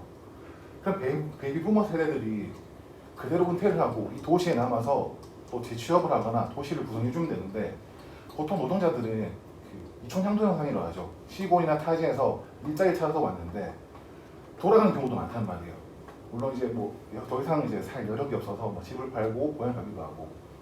그래서 울산의 그 공장들을 위해서 이제 만들어졌던 수많은 주거지가 어느 정도 비워지게 되지도 않을까라는 상상도 조금 들고, 또 다른 상상으로는 이제 지금 내연기관에서 산업의 변화로 내연기관에서 전기차로 이제 시스템이 바뀌고 있단 말이에요. 그런 부품이 내연기관 때는 약 3만 개, 전기차는 약 2만 개, 약 30%에서 40% 정도의 부품수가 줄어들면서 자연스럽게도 노동자의 수도 줄어든단 말이에요. 울산은 다른 공업도 많지만 자동차만 봤을 때 여기 산업의 변화로 인해서 자연스럽게 어느 정도 인구 감소가 생기지 않을까, 주거에 대해서 그런 상상을 첫 번째 한번 했었고요. 두 번째 상상으로는 올해 5월에 이제 마이크로소프트의 그 CEO인 사티아 나델라가 컨퍼런스에서 했던 말인데, 최근 5월달에 한 거니까 최근 3, 4월, 5월 최근 2달 동안 우리 인류는 2년 동안 변할 거를 2개월 안에 압축적으로 변했다는 말이에요. 이게 포스트 코로나 시대에 대한 얘기를 하는 건데, 이게 어떻게 보면 IT에 대한 얘기긴 한데, 회사에 출근을 못하니까 이제 모든 사람들이 집에서 클라우드 웹상에서 각자 재택근무를 해가면서 근무를 하다 보니까 이렇게 돌아가는 거예요, 시스템이. 그러면 자연스럽게 우리가 과연 이제 거대하게 건물을 빌려서 사무소를 만들어서 할 필요가 있을까? 잠깐 회의할 때 위워크나 이런 임대형 공유 사무실을 빌려서 그때 잠깐 쓰고 그 거대한 사무실을 필요가 쓸 필요가 있을까? 라는 고민도 조금 들고 거기서 조금 더 불어서 덧대어서 요즘 스타벅스, 미국의 스타벅스 같은 경우에도 오프라인에서 먹던 거를 이제 많은 매장의 대부분을 많은 부분들을 이제 테이크아웃이나 픽업 형식으로 이제 바꿔가고 있고 그래서 이제 조금 이제 울산 쪽을 조금 빗대면 이제 이 조금 다 세긴 하는데 얘기가 빈 공간이 오래된 것뿐만 아니라 저는 혁신도시 쪽에 가보면은 5층, 7층, 10층 넘어가는 엄청난 공간들이 많거든요. 사실 그 부분들을 뭐 상업시설이나 식당으로 임대하려고 분명 지었을 거예요. 하지만 시대가 바뀌었는데 이 공간들이 과연 신축 건물이긴 하죠. 하지만 과연 임대가 될 것인가? 이 새로 지어진 빈 공간 이것들을 어떻게 할 것인가? 라는 게 제 두 번째 상상이었고요. 마지막 이제 제 상상으로서는 할렘가가 있지 않습니까? 미국 할렘가가 저도 책에서 봤던 내용인데 할렘가가 처음에는 이제 유태인들이 살던 되게 좋은 주거지였다고 하더라고요. 왜냐하면 이제 인류가 먹고 살고 뭐 이게 살아야 되니까 시장 가까운 곳에 주거지를 형성했다고 하더라고요. 하지만 냉장고의 발명, 자동차의 발명으로 인해서 더 이상 그 좁은 지역에 모여 살 필요가 없으니까 이제 좀 부유한 유대인들은 근교, 뭐 뉴저지나 이쪽 방향으로 잔디가 있는 마당이 있는 주택가로 나가서 살게 되고 그래서 자연스럽게 이제 그 뭐 비어진 공간에 흑인들이 와서 슬럼가가 형성되고 요즘 또 인도에서 바뀌었지만은 그런 것처럼 이제 기술이 하나 바뀐 뭐 냉장고가 생기는 것, 자동차가 생기는 것, 기술이 바뀌는 것만으로도 인류의 그 삶의 영역이 옮겨 다니고 바뀌기 시작하는데 저 개인적 상상으로는 이제 이거 한국도 마찬가지라고 생각하거든요. 저희 어릴 때는 생각해보면은 한 500리터, 600리터 조그만 냉장고 하나 있으면 집에서 충분했어요. 요즘은 그런데 저희 집도 그렇고 저희 집 냉장고 4개가 있거든요. 냉동고 포함해서. 어머니가 뭐 산을 엄청 좋아해서 4개가 있거든요. 저희 그 오래된 좀 아파트 사시는 분들은 아실 건데 보통 막내 방에 가면은 침대와 김치 냉장고 같이 있어요. 얘가 갈 데가 없으니까 같이 있거든요. 그러면 막내는 항상 열심히 살죠. 집 나갈 거야 이러면서 하는데 처럼 이거 김치 냉장고라는 기기가 발생하면서 이제 우리는 좀 더 많은 공간이 필요해지고 옛날에 또 한 집에 차 하나가 없는 경우도 많았는데 요즘은 차 뭐 한 대는 기본이고 2대, 차까지 3대, 4대는 경우도 많고 그럼 좀 더 넓은 공간 시장 확보해서 점차 요즘 트렌드에 맞는 공간을 맞춰서 교회로 나간단 말이에요. 신도시로 나가게 된단 말이에요. 재개발을 하거나. 그런데 이제 이것도 2005년도 이제 리먼 브러더스 사태 이후로 뭐 공유경제 혹은 구독경제, 이 경제 패러다임이 바뀌면서 우리가 이제 4차 산업혁명이라고 하죠. 이제 완전하게 무인 자율주행을 되는 시대가 온다면은 우리가 차를 소유하지 않게 된다면은 그 차를 주차하기 위해 교회에 나갈 필요가 있을 거라는 거죠. 혹은 우리가 또 예를 들어 주방을 공유하는 거, 주방도 공유한다면은 우리가 각 집마다 김치 냉장고를 4대씩 둘 필요도 없을 거고 뭐 오븐 다 둘 필요 없을 거 아니에요. 그러면은 오히려 옛날에 넓고 큰 공간을 위해서 나갔지만은 이제 다시 기술의 발전, 차가 필요 없어지고 뭐 공간이 공유하게 된다면은 다시 비어진 도시로 들어올 수 있지 않을까 라는 상상까지는 해봤습니다. 요거까지 제가 상상해본 것들입니다. 감사합니다. 네, 정말 다양한 상상이 가능할 것 같고요. 선생님께서 상상하시니까 사실 우리 건축가들의 특기가 좀 상상력이 있고 괴짜가 많고 잘 놀고 뭐 이런 게 좀 있잖아요. 근데 이게 우리보다 더 막강한 분들이 한 분 계세요. 능력이. 예술가 분들이 진짜 어떻게 보면 이분들이 부동산을 쓰면 대박 나지 않았을까 이런 정도로 네, 이렇게 가능성에 빈 공간의 가능성에 있어서 이거를 활성화시키는 것까지 예술가들이 적극적으로 뛰어들어서 하는 경우 그리고 성공한 사례들이 굉장히 많고요. 심지어는 이제 그분들이 공간을 기획하기 시작하시더라고요. 그래서 서울이나 수도권에서는 이제 공간 기획력이 엄청 뛰어나셔가지고 건축가들하고 이렇게 토론을 난상 토론까지 벌이고 있다는 그런 얘기들도 있더라고요. 그래서 오늘 참가해주신 그 예술가분이 공간 기획도 하고 계시거든요. 그래서 이런 빈 공간에 대한 상상력 그리고 실제로 해보신 그 상상력을 진짜 실천해보시고 이루시고 또 뭐 실패와 성공을 해보시는 얘기를 좀 해주시면 감사하겠습니다. 저희는 회사 이름은 유비델 클래스이고요. 이제 물리적 공간 이름 인더하우스라고 저희가 이제 서울점 오픈하면서 이름을 바꿨어요. 그 보통 대부분이 다들 물어보시는 게 중구청에서 건물을 사서 운영하는 문화살롱 그렇게 얘기를 하시는데 저희는 월세 내고 있는 상황이에요. 그 여관 저희가 임대 거기가 여기예요? 네네 그 다들 그렇게 생각을 하시죠. 왜냐하면 저희가 지금 이제 7년 차 접어들거든요. 그러면 생각하셨을 때 저거는 젊은 애들이 저거를 7년 동안 운영할 수가 없다 이건 다들 그렇게 생각을 많이 하죠. 제가 처음 문을 열었을 때 26살이었거든요. 그거를 딱 했을 때가. 근데 그거를 하게 된 게 저는 뭐 되게 멋지게 뭐 물리적이고 뭐 물성을 따지고 뭐 이런 얘기는 아니라 공간을 기획을 하려고 했던 것도 아니었고요. 놀 공간이 없었어요. 제가 유학을 마치고 들어왔는데 노는 거 너무 좋아. 파티 좋아하고 뭐 이런데 작업실에서 친구들을 불렀어요. 친구가 오라고 하면 야 네 친구 데려와 이렇게 해서 한 40명에서 놀고 말고 서로 다 몰라요. 근데 다 놀고 가고.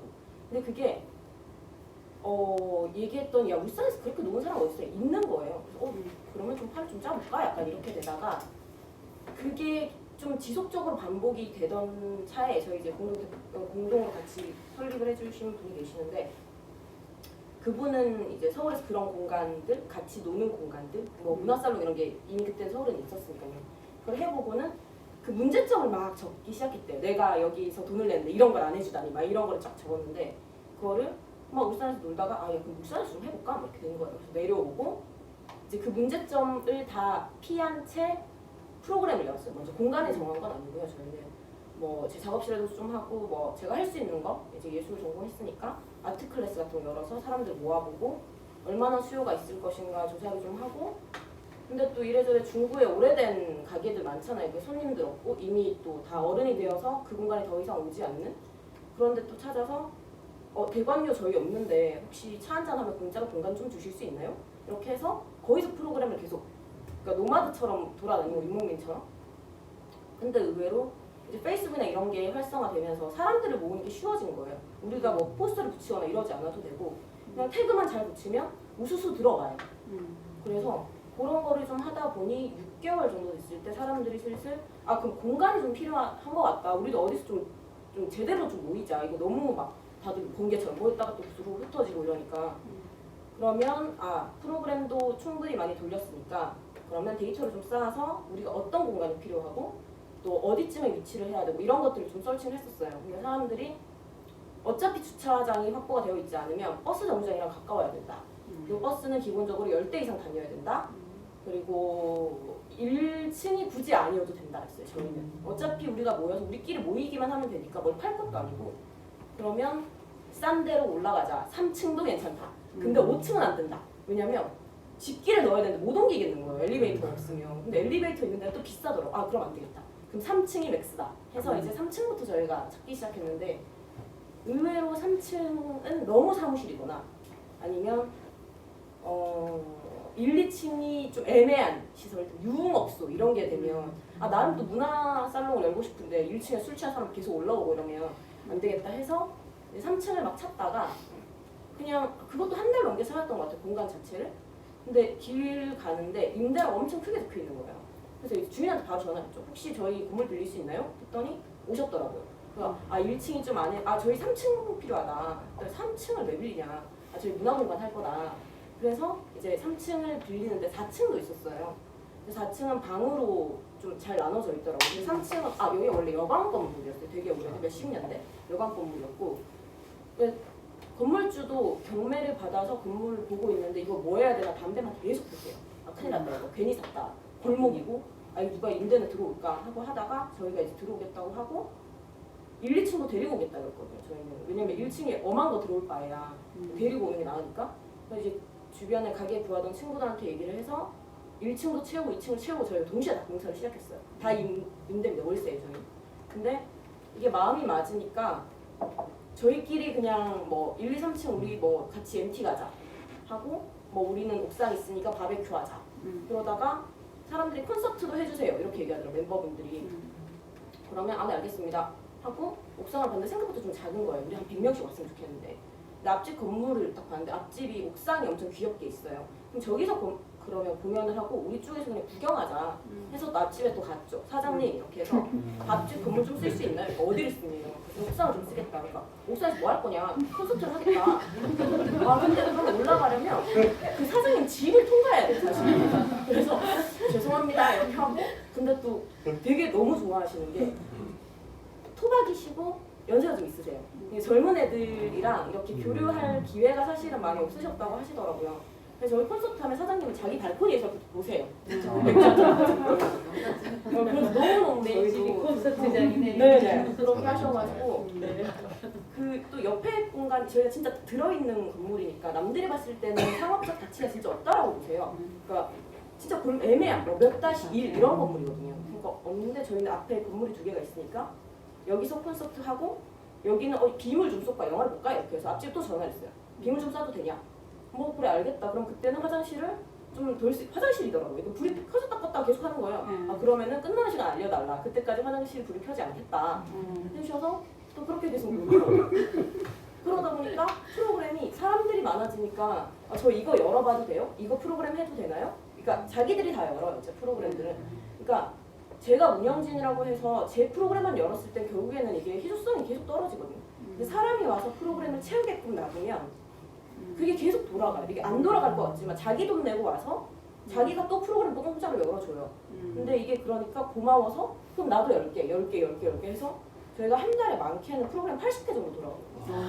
그러니까 수강 신청처럼 막 저희 홈페이지 개발을 좀 많이 해놓은 편이어서 엄청 잘 돌아가요. 다들 하고 장사가 되나 뭐 굉장히 걱정 많이 하시거든요. 근데 그런 거에 대한 가치를 너무 많이 알고 계셔서 의외로 그리고 진짜 젊은 분들만 있을 것 같다고 생각하시는데 저희가 연령대가 20대부터 50대까지 계세요. 다 존댓말을 쓰시고 뭐 누구 엄마 누구 아빠로 안 살고 누구로 살고 싶으신 분들이 주로 오시거든요. 그러면 그런 것도 얘기를 좀 드리고 해서 저희는 이 용도를 정해놓진 않았지만 오시는 분들이 자기 스스로의 어떤 정의를 내려 공간을 사용하게끔 다 만들어놨어요.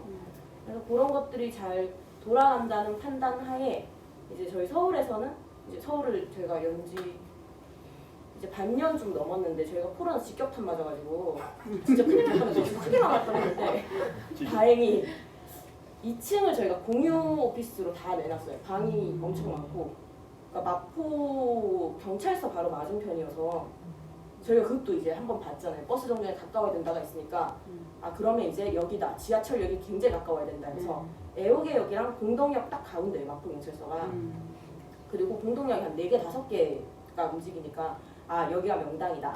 근데 이게 울산이랑은 월세가 거의 한 10배 가까이 차이가 나거든요. 그러니까 이게 진짜 크게 망하게 생긴 거예요. 막 코로나 때문에 사람 못 모으지 이러니까. 근데 그 상황에서도 오피스가 필요하신 분들이 꼭 계시더라고요. 그러니까 많이는 못 모이지만 난 프로젝트를 해야 되기 때문에 2-3명이 그 모일 데가 필요했고 저희는 이제 방이 되게 많은 단독주택이에요. 2층짜리고 한 200평 정도 돼요. 두 층이. 그러니까 위층을 싹 다 이제 오피스로 내놨더니 이미 그걸로도 이제 월세가 커버가 되는 상황이라서 그러니까 조금 준비를 코로나가 올 줄은 몰랐지만 그랬기 때문에 조금 더 빨리 저희는 안정기를 지금 찾아가는 상황이긴 하거든요. 그래서 이제 커뮤니티 서비스는 울산만 지금 활성화시키고 있고 서울은 계속 간 보는 거죠. 사실 조금 열어보고 얘네 니즈가 뭔지 정확하게 파악이 돼야 되거든요. 그러니까 울산이랑 똑같이 갈 수는 없는 거예요. 지역의 어떤 특성이 있기 때문에. 그래서 그런 식으로 서울은 계속 이제 시뮬레이션 하는 상황에 있고 그러니까 저희가 코로나 때문에 저희 망했어요라는 말을 할 수는 없잖아요. 그러니까 아 저희가 이제 코로나를 대비하여 뭐 이렇게 또 말도 이렇게 좀 잘 멋져 보이게 이렇게 좀 해서 홍보를 하고 있는 상황입니다. 그래서 그 공간을 제가 원래 좀 그런 거 같긴 해요. 지금 가면 생각하니까 갤러리에서 굳이 전시하고 싶지 않다. 뭐 퍼포먼스 목욕탕 빌려서 한번 했을 거예요. 남탕 빌려가지고. 왜냐면 여탕은 저는 갈 수 있으니까. 그래서 남탕을 빌려서 이제 비옷 다 입혀가지고 물 다 켜놓고 이제 퍼포먼스도 한번 하고 그런 어떤 약간 뻔한 거 하기 싫다. 약간 이런 생각도 좀 있어가지고 여관도 처음에 싹 바꿔라 이렇게 얘기하시는데 저희 어서 오세요 그대로 있고 막 이상한 돌벽 이런 것도 다 그대로 뒀거든요. 그래서 그냥 공간을 이거를 만들겠습니다. 그러니까 들어와서 이거 하세요는 사실상 삐그덕거릴 수밖에 없어요. 사람들이 학교나 그렇게 가지 내가 선택할 수 있는 공간을 굳이 그렇게 가지 않거든요. 저도 그런 편이고 그래서 뭐 관에서 주도를 하는 어떤 프로그램들이 좋은 게 진짜 많은데 그거를 실질적으로 들어갈 사람들에 대한 파악이 조금 덜 돼 있다라고 저는 생각을 되게 많이 해요. 그러니까 타겟층이 불분명한 상황에서 오픈을 해버리면 저희도 진짜 쫄딱 망했어요. 아 그래 그럼 건물이 멋져야지 막 이랬으면 아마 못 버텼을 것 같아요. 여기서는 이거 하시고요. 여기서는 이거 하세요. 이거 하세요. 이거는 말이 안 되는 거거든요. 그래서 그러니까 실질적으로 뭔가를 그 공간을 사용하는 사람 그리고 그 프로그램을 사용하는 사람들에 대한 충분한 조사 같은 게 진짜로 필요할 것 같아요. 내가 만약에 그 공간을 굴리는 사람, 기획자라면 내가 하는 걸 던져주는 것보다는 그들이 원하는 거를 판만 이렇게 약간 모호하게 짜줘야 하고 싶은 거를 마음대로 하고 이제 건물의 확장성도 생기고 저희한테 이제 웹사이트 개발이 되놓으니까 제주에서 이제 내가 프로그램을 할 건데 너네 쪽에 송고를 좀 해달라, 너네 그 공간에서 해달라. 그러니까 물리적인 공간이 이제 더 이상 한정이 없는 상황이겠네요. 저희 사람들이 제주에도 그러면 리미드 클래스 인더하우스가 있나요? 라고 물어보는 상황이거든요 지금. 근데 그게 저희는 이제 베이스 캠프는 울산이고 뭐 서울이 분점인 거고 이제 모든 곳이 저희의 회사였던 공간이 사용될 수 있다고 판단을 하고 있습니다. 아직까지는 존버 중이에요. 사실 예술가시면서 저희 건축 계획 기본에 이론서에 나오는 굉장히 많은 것들을 터치하고 계세요. 지금. 그 인간에 관한 얘기, 우리 그렇잖아요. 우리 제일 처음 학교 가서 배운 게 뭐 인간 심리학 개론 뭐 이런 것도 다 배웠거든요. 근데 그걸 글로만 했더라고요. 근데 예술가들은 바로 감성으로 땡겨와 버리시더라고요. 근데 사람은 정말 이기적이고 이해타산적인 것 같으나 알고 보면 매우 감성에 약하야 그 하나를 탁 트리크를 탁 당겨주는 순간 모든 것이 해결되는 것들이 있더라고요. 제가 일을 해보니까. 그래서 그런 것이 이제 우리도 필요하지 않을까 싶고요.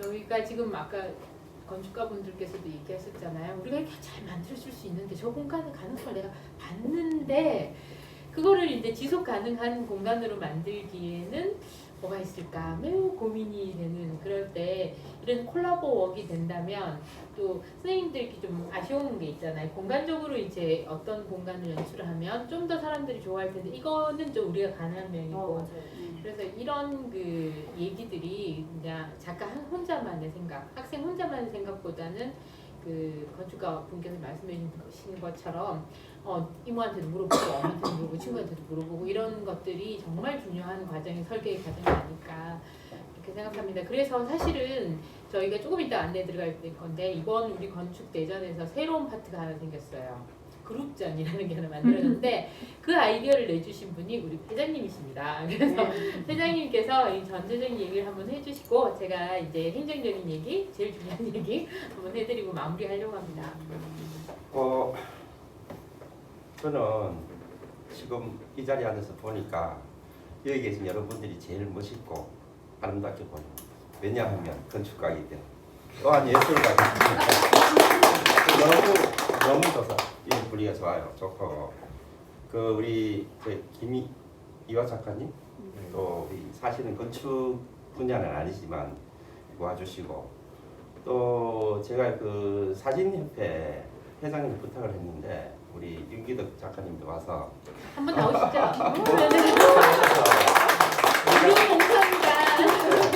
같이 예술인입니다. 그래서 공유한 부분이 있고 해서 이렇게 보시니까 좋은 것 같습니다. 저는 이 여러분들 이야기를 들어보니까 이 엉뚱한 상상을 금방 했는데요. 사람이 서지 않는 지구가 한 개 더 있다라고 한다면 어떻게 할 건가 건축가가 아니면 우리 울산이 서이지 않는 울산 태고점부터 울산이 한 개 더 있다면 이러한 게 생각이 났어요. 그러면 이게 굉장히 또 다른 상상이 나올 것 같기도 하고 또 엉뚱하기도 한데 한 번 정도는 고민해봐야 되지 않겠느냐 하는 생각이 들고요. 저는 그 건축가 회장을 맡으면서 어디에서나 똑같이 하고 있는 건축대전 또 이게 과연 이렇게 소비적인 그로 판단이 되어야 되나 이런 고민을 많이 했습니다. 그러면서 울산이 이제 좀 바뀌어야 된다고 생각을 하고 있었고 그 중에 건축 대전부터 먼저 바뀌어 보자. 이게 건축 대전은 그 학생들 공로만 가지고 하는 게 아니고 건축가들 여러분들이 새로운 생각을 우리가 하고 있는 거를 버리고 새로운 생각을 할 수 있는 기회 뭐 이런 것들이 더 좋은 것 같고 그 중 한 가지가 이게 이런 모습들 같아요. 이런 모습들이 진정하게 우리가 갖추어져야 울산이 이제 건축적으로 바뀔 것 같고 그거를 의미하는 부분들이 크게는 양과 질에 대한 이야기를 조금 드리고 싶은데 양이라는 거는 우리가 이제 태고부터 태어나서 뭔가 산업혁명이 일어나면서 굉장히 양적 팽창을 굉장히 많이 했잖아요. 그러면서 이제 그 질적인 부분은 많은 부분을 놓치고 어느 정도 이제 배부름 이 입으로 먹는 배부름이 채워지니까 다른 게 생각나는 거예요. 욕구가 눈으로 보여주는 아름다운 코로 맡는 이 향기, 촉각 이런 것들이 드디어 이제 인간은 이런 것들을 같이 누리고 살아야 되는데 어쩌면 배고픔만 가지고 이렇게 살아왔구나. 똑같이 비하면 울산이 굉장히 비교 대상이 된다. 울산은 그동안 허기를 채우기 위해서 열심히 노력해서 팽창만 해왔는데 이제는 자꾸 이 코, 눈, 손, 촉각 이런 것들이 이 삶의 질로 튀어나오다 보니까 이제는 자꾸 이제 이 옛날에 이 질이 낮은 양적 팽창만 한 것이 비어나간다는 거죠. 그러니까 이런 것들에 대한 생각을 이번에 하시게 되고 다시 이걸 빗대서 건축 대전을 한다면 서울대전 우리 국전밖에 없었는데 도시 누구나 양적 팽창만 가지고 건축 대전을 이제까지 해왔다는 거죠. 그거를 이제 이렇게 하다 보니 학생 공모전처럼 마치 학생들이 작품을 내서 대상을 받고 그 대상금을 받아가는 하나의 행위로만 봐질 수밖에 없었다는 거고 그게 결국은 이 건축가들의 고민 없이 그냥 그 프로세스만 가지고 계속 진행하다 보니까 어디에나 똑같은 게 드디어 건축대전이 생겨나고 이 건축대전을 이제는 아까 조금 전에 배부름에서 다시 질을 생각하듯이 건축대전도 이제 질을 생각할 시기가 왔다. 그거는 그러니까 누구나 다 참여할 수 있는 건축가들이 기성세대 아니면 학생들 이제 관심 있는 건축가들까지 아니면 여기에 관심이 있는 모든 사람들이 같이 참여해서 할 수 있는 그런 장을 만드는 게 진정한 건축대전이고 이게 결국은 울산 건축의 발전이고 또 다른 우리가 모티브를 찾아가는 과정이기 때문에 계속 변화할 거라고 생각을 하고 있습니다. 그 중에 오늘 여기 계시는 특히 또 유민이 아니라 정수원 우리 총괄 코디네이터께서 열심히 해주시고 또 이재민 교수님, 김민아 작가님, 오랜만에 보는 우리 김선 교수님 여기에 계신 우리 여러 건축가입니다. 한 번 더 이번 기회에 생각을 한 번 더 해봤으면 하는 바람입니다. 저는 건축가 회장으로서 열심히 여러분들 지원하고 노력하겠습니다. 너무 감사합니다.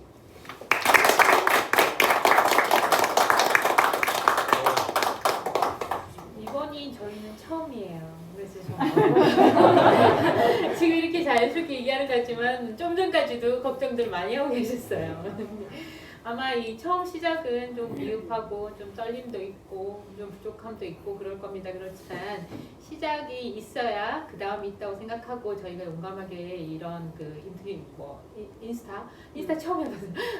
인스타 라이브까지 해서 이제 또 동영상 촬영하고 뭐 이런 것들이 어떨지 여러분들이 그 좀 친숙하게 대전을 다가갔으면 좋겠고요. 사실 우리 여태까지 그 건축 대전 준비를 다 돌아가면서 회장님들 하셨거든요. 근데 다들 힘들어하셨어요. 그러니까 현업이 있는데 이 자신의 현업의 시간을 다 버리고 와서 이렇게 일을 한다고 생각하셨는데 이번은 좀 우리가 즐기자. 그리고 내 생각을 좀 눈치 보지 말고 내가 이런 주제에 대해서 내가 이렇게 생각한다. 이런 것들을 얘기하는 장이 되었으면 좋겠고 학생들도 이 분위기를 타서 난 이렇게 생각한다. 뭐 이렇게 얘기를 할 수 있는 좀 자유로움이 있는 장이고 그래야 된다고 생각해요. 왜냐하면 말씀 중에 계속 나오시는 포스트 코로나 시대에 대한 두려움은 우리 여기 있는 사람 다 갖고 있을걸요. 아마 이 어떻게 변할지 모르는 세계에 대한 두려움은 우리도 기성세대도 마찬가지거든요. 그래서 그걸 내다보는 데는 용감함과 무모함과 좀 저지름이 필요할 것 같습니다. 네, 그리고 저희가 단체전이라는 거를 그래서 새로 만들어 봤어요. 우리가 과연 한 사람만이 이 어떤 문제를 해결하는데 정말 좋은 대답이 나올까? 우리 스스로가 우린 좀 부족하지 않을까라는 생각하면서 그럼 학생들에게도 기회를 한번 줘보자. 여러 사람이. 예를 들어 솔직히 얘기하면 수업 시간 스튜디오 다 운영하시잖아요. 스튜디오 정도의 클래스 학생들이 자기의 각기 건물의 공간 설계를 하되 이게 이렇게 한 지역을 블럭으로 만들어가지고 블럭 단위 이상으로 이 지역이 문제가 있다. 그럼 이 지역부터 먼저 선정하고 그 지역을 어떻게 바꿔 나갈까는 우리 작가들이 다 모이는 거죠. 학생들이 모여가지고 나는 이렇게 돼서 코웍을 하는 그런 거를 가치를 좀 줘야 되지 않을까라고 제안을 해주셨습니다. 그래서 이번에는 대상 못지않은 똑같은 상금으로 팀전에 한 팀을 선정해서 그분들에게는 그 팀의 가치, 어떻게 이 지역에, 울산 지역에, 특히 울산 지역의 어느 지역을 어떤 프레임으로 보고 어떻게 솔루션을 접근했는지에 대해서 가치를 두고 상을 줄까 생각하고 있습니다. 그래서 그런 팀전이 새로 생겼으니까 우리 응모 요령은 우리 건축가협회 웹사이트죠. 웹사이트 통해서 자세하게 돼 있고요. 질의는 그쪽에 나와 있는 전화나 메일로 해주시면 그 내용을 또 상세히 알려드리도록 하겠습니다. 그래서 그런 팀전에 대한 여러분들의 좀 참여가 필요하고요. 여기 혹시 영상을 보게 되는 교수님들도 우리 이 스튜디오 한번 나가볼까? 이렇게 해서 스튜디오는 학년 제한이 없어요. 그래서 사실 우리 학생 때는 그거 있었죠. 뭐죠 교수님? 있잖아요. 동아리 말고 하나씩 만드는 거. 작업실. 네. 교수님 그 얘기해 주셨잖아요. 교수님이 요즘 다시 작업실이 돌아온다고. 작업실 진짜 다 해체해졌잖아요. 다 해체되고 뭐 이제 그런 필요 없고 뭐 몇 명들이 이렇게 모여서 하다가 요즘 코로나 이후에 애들이 작업실을 스스로 만드네 이런 얘기를 해주시더라고요. 그래서 작업실 단위로 뭐 1학년 도안까지 다 팀으로 나오셔도 괜찮습니다. 그래서 자유롭게 한번 트라이 해보시고 좋은 결과가 있었으면 합니다. 자, 일정에 관한 걸로 얘기를 하고 마무리해도 될까요? 말씀하신 말씀부터 먼저 시간이 좀 남았습니다. 네, 이제 뭐 순서 그만. 우리 목소리 좋으신 교수님. 한 말씀 부탁드리겠습니다. 굳이 한 말씀 드리겠습니다. 뭐 듣다 보니까 제 개인적으로도 제가 학생 된 입장에서 듣는 입장에 뭐 상상을 해보니까 저는 이제 빈집에 대한 개념을 이제 그냥 비어 있는 걸 놓고서 이렇게 생각할 물리적으로만 이렇게 생각할 그게 굉장히 강하게 다가올 거라고 지금 학생들이나 바로 이제 이런 프로그램에 받은 사람은. 그런데 이제 이거 빈집이라는 것은 일단 제대로 활용되지 않는 것도 빈집으로 볼 수 있는 게 하나가 있을 것 같고요. 그 다음에 다른 접근으로는 뭐 아이폰 발명했듯이 뭐 이거 하나 융합을 해서 새로운 게 이렇게 나와서 사람들한테 더 유용하게 되듯이 지금 그 빈집을 공간을 잘 활용해서 하신 유아 작가님처럼 우리 삶의 지금 중심에 뭐가 필요한지를 상상을 해보고 그 필요한 것을 그 공간을 역으로 찾는 그런 작업도 필요할 것 같고요. 그냥 어떤 빈집에 대한 것을 어떤 제한을 두지 말고 과연 이제 포스트 코로나 시대에 또 이제 필요한 것들도 상상을 해보고 일단 상상을 할 수 있는 그런 그런 기회가 좋은 이번 대전이 될 것 같은 그런 생각이 있습니다. 이상입니다. 그냥 넘어갈 수 없습니다. 네, 그냥 안 넘어가겠습니다. 저도 좋은 말씀 많이 들었고요. 오늘 공부하는 마음으로 앉아 있으니까 너무 좋았습니다. 그래서 언제 이렇게 또 뜻깊은 대화를 이렇게 가까이서 들을 수 있을까 이런 생각했는데 아까 상상하실 때 자꾸 탈울산 이런 얘기를 하는데 저는 역으로 그러면 탈울산 하신 분들이 다시 울산으로 돌아오게 할 수 있는 방법을 우리가 만들어야 되지 않을까 하는 그런 생각을 했었거든요. 그래서 그런 행위조차도 우리 건축가들이 할 수 있는 일이 아닐까 하는 생각에서 그런 시도도 한번 해봤으면 좋겠다는 생각을 했습니다. 감사합니다.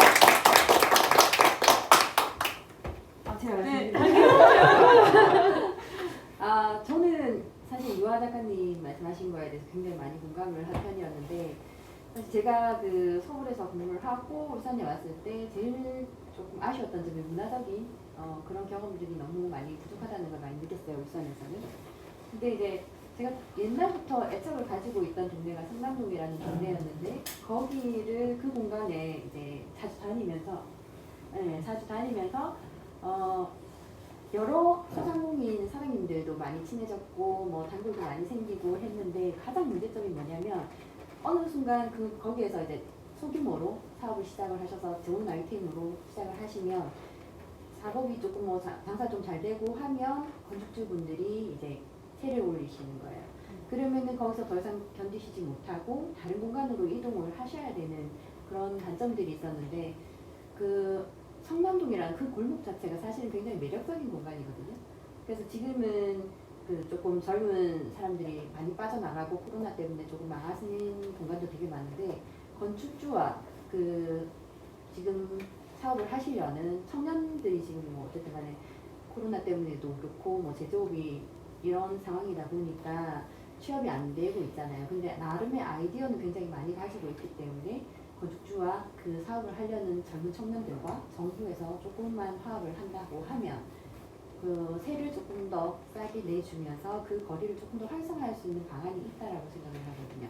그래서 그 부분을 요즘 학생들께서 본인의 맞닥뜨린 상황이기 때문에 조금 있으면 졸업을 하게 될 테고 그런 상황에 처해질 거기 때문에 그거를 조금 감정이입을 해서 아 내가 이런 거를 한번 해보고 싶다. 그렇게 했을 때 내 주변에 있는 친구들은 어떤 사업을 원할지 그 골목에 다 대입을 해서 어떤 정부 지원을 받고 싶고 건축주와는 어떻게 타협을 한번 해보고 싶고 해서 이 거리를 살려보고 싶고 정부에서는 만약에 뭐 축제라든지 이런 거를 지원을 해줄 수 있으면 축제 기간을 통해서 조금 더 활성화를 할 수 있는 방안을 마련한다든지 그런 거를 건축적인 거에 하나지 말고 조금 더 넓게 경제적인 거 부분이랑 정책적인 부분까지 다 합해서 생각을 해주셨으면 좋겠습니다.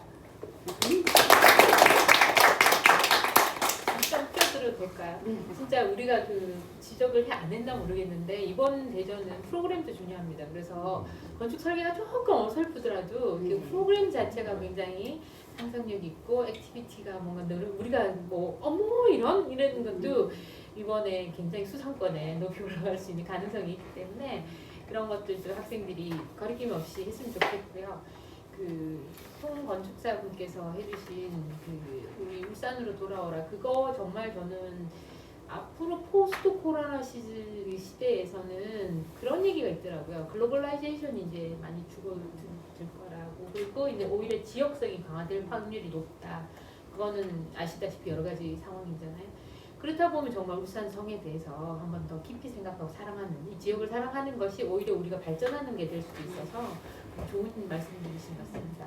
선생님 준비되셨죠? 네, 저는 이제 좋은 말씀 너무 감사하고요.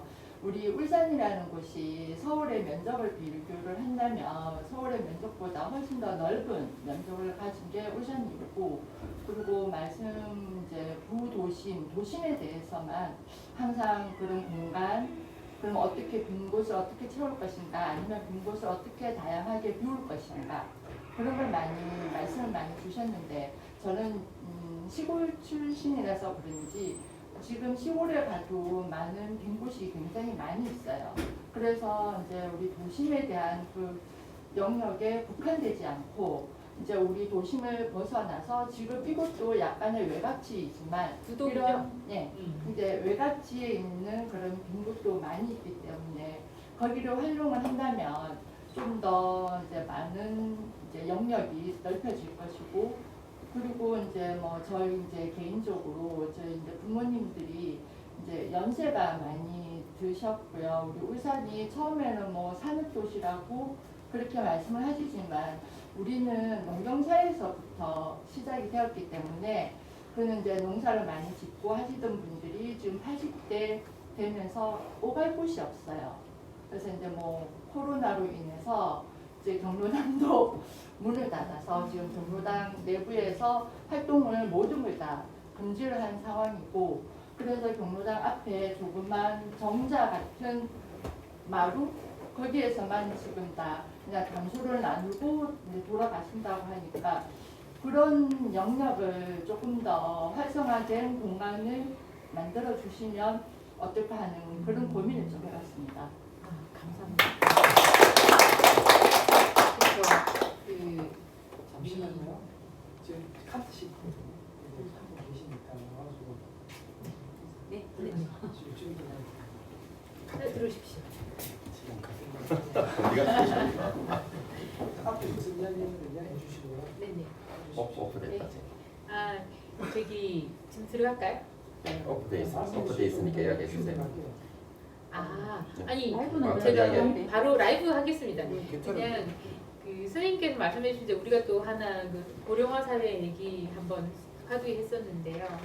우리 이제 점점 가잖아요, 우리도. 여기 오시는 학생분들 우리도 그런 찬란한 시절이 있었답니다. 지금은 나이가 들었지만 모두가 겪게 될 일이고 인간이라면 겪게 될 일인데 이제 우리가 워낙 그 보건이라든지 이런 걸 좋아지다 보니 100세 시대를 넘어서 110세, 150세 시대 뭐 이런 얘기들이 계속 나오고 있습니다. 근데 그분들에 관한 우리가 어떤 공간 설계, 그다음에 이런 그 우리 사회 안에 함께 가는 그런 것들에 대한 거는 많이 아직 부족하죠. 그렇죠? 많이 좋아졌지만 예전보다는 좋아졌지만 예전보다 인구가 훨씬 더 늘어났습니다. 그래서 그런 부분에 혹시 관심 있으신 분들은 또 제안을 해주시면 참 사회에 도움이 될 것 같다는 생각이 듭니다.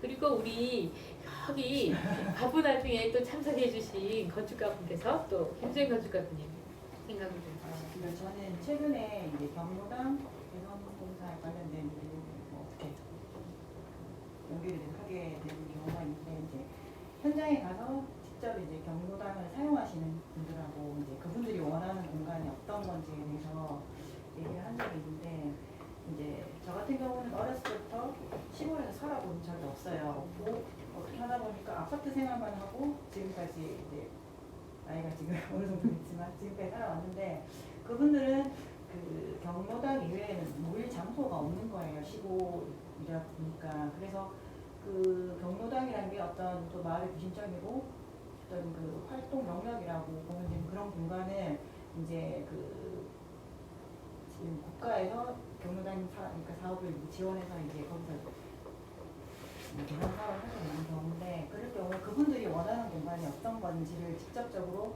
현장에서 듣게 되니까 앞으로 저도 경로당 갈 나이가 될 것 같은 거예요. 어느 순간이 되면. 그러면 그런 공간들이 어떻게 접목을, 그러니까 지금 현실하고 접목을 시켜야 그분들이 그 편하게 사용할 수 있고 그분들이 어떤 생활 연결이 될 수 있겠구나 이런 고민을 그 시간에 하게 됐거든요. 그래서 앞으로 저희가 그러니까 지금 우리 세대가 어떻게 그런 제안을 하느냐에 따라서 앞으로 우리 밑에 이제 자녀 세대들이 우리를 어떤 식으로 볼 수 있겠냐 이런 생각을 그 시점에 하게 됐습니다. 감사합니다. 우리 아들이 저를 버리지 않고 저도 노력해 보려고요. 그래서 아파트 앞뒤로 살래, 제가 살까 우리끼리 보이자. 그래요? 우리 살로몬 이야기를 중심으로 감사합니다. 이런 기회를 주셔서.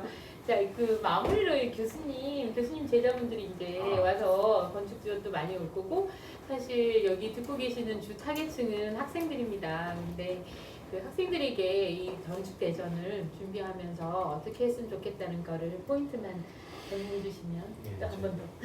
제 1타 강사처럼 돼요. 오늘 얘기가 너무 많이 다양한 게 많이 나와가지고 학생들이 좀 뭐랄까 그 저변은 확대됐을지 모르지만 좀 헷갈릴 수도 있을 것 같아요. 그래서 이유 정리를 해줘야지 될 것 같습니다. 제가 느끼는 거는 그래서 그거를 한번 생각을 해봤으면 좋겠어요. 비었다, 비다 보면은 빈 거랑 항상 공간이랑 겹쳐져 가거든요. 빈 거를 보면 빈 그릇, 빈 터, 빈 집, 공간을 일단 차지해야 될 것 같아요. 자신이 뭐랄까 친숙하거나 아니면 해보고 싶은 공간을 찾고 우리가 또 주제가 시공이니까 시공, 공간이랑 시간이랑 그 공간 자체가 하나 비어 있을 때도 있고 차 있을 때도 있고 그 시간대를 그걸 1년 스팬으로 보든지 10년 스팬으로 보든지 하루에 1부분을 보든지 그런 것들 하나씩 결정을 해나가면 될 것 같고, 그리고 이걸 어떻게 채울 것인가에 대한 것도 정리를 하면은 도움이 많이 될 것 같아요. 이거를 그냥 비워두는 게 더 좋은 건지, 아니면은 뭘 지으면 더 좋은 건지, 아니면 뭘 채우면 좋은 건지, 또 뭘 채울 건지, 여기에 사람을 채울 건지, 예술 작품을 채울 건지, 아니면 다른 것들로 채울 건지, 이거에 대한 이 선택지가 있는데 이걸 하나하나씩 정리를 해가다 보면 자기가 하고 싶은 게 뭔지에 대한 게 뚜렷하게 드러날 것 같아요. 그리고 제가 이화 작가님이 아까 말씀하실 때 제일 중요하다고 생각을 했던 게 이 공간에 우리가 빈 것을 채우려고 할 때 저는 개인적으로 사람을 채웠으면 좋겠거든요. 그럼 그 사람에 대한 게 이 사람이 누군지, 이게 주변 주민인지, 아니면은 멀리서 온 방문자인지, 그거에 따라서 다 달라질 거거든요. 그걸 리서치를 해야 되고, 주변에 어떤 사람이 사는지, 아니면은 공통된 관심사를 가지고 있는 사람들을 위한 공간을 만들 건지, 아니면은 생판 모르는 사람을 불러올 수 있을 정도로 좋은 건물이나 작품을 설치할 건지, 그런 거에 대한 선택지를 하나하나씩 정리하다 보면 이 자기의 개념이 나올 것 같습니다. 그 다음부터는 여러분들이 하실 일이고, 그걸 정리를 먼저 해보세요. 다음 주까지.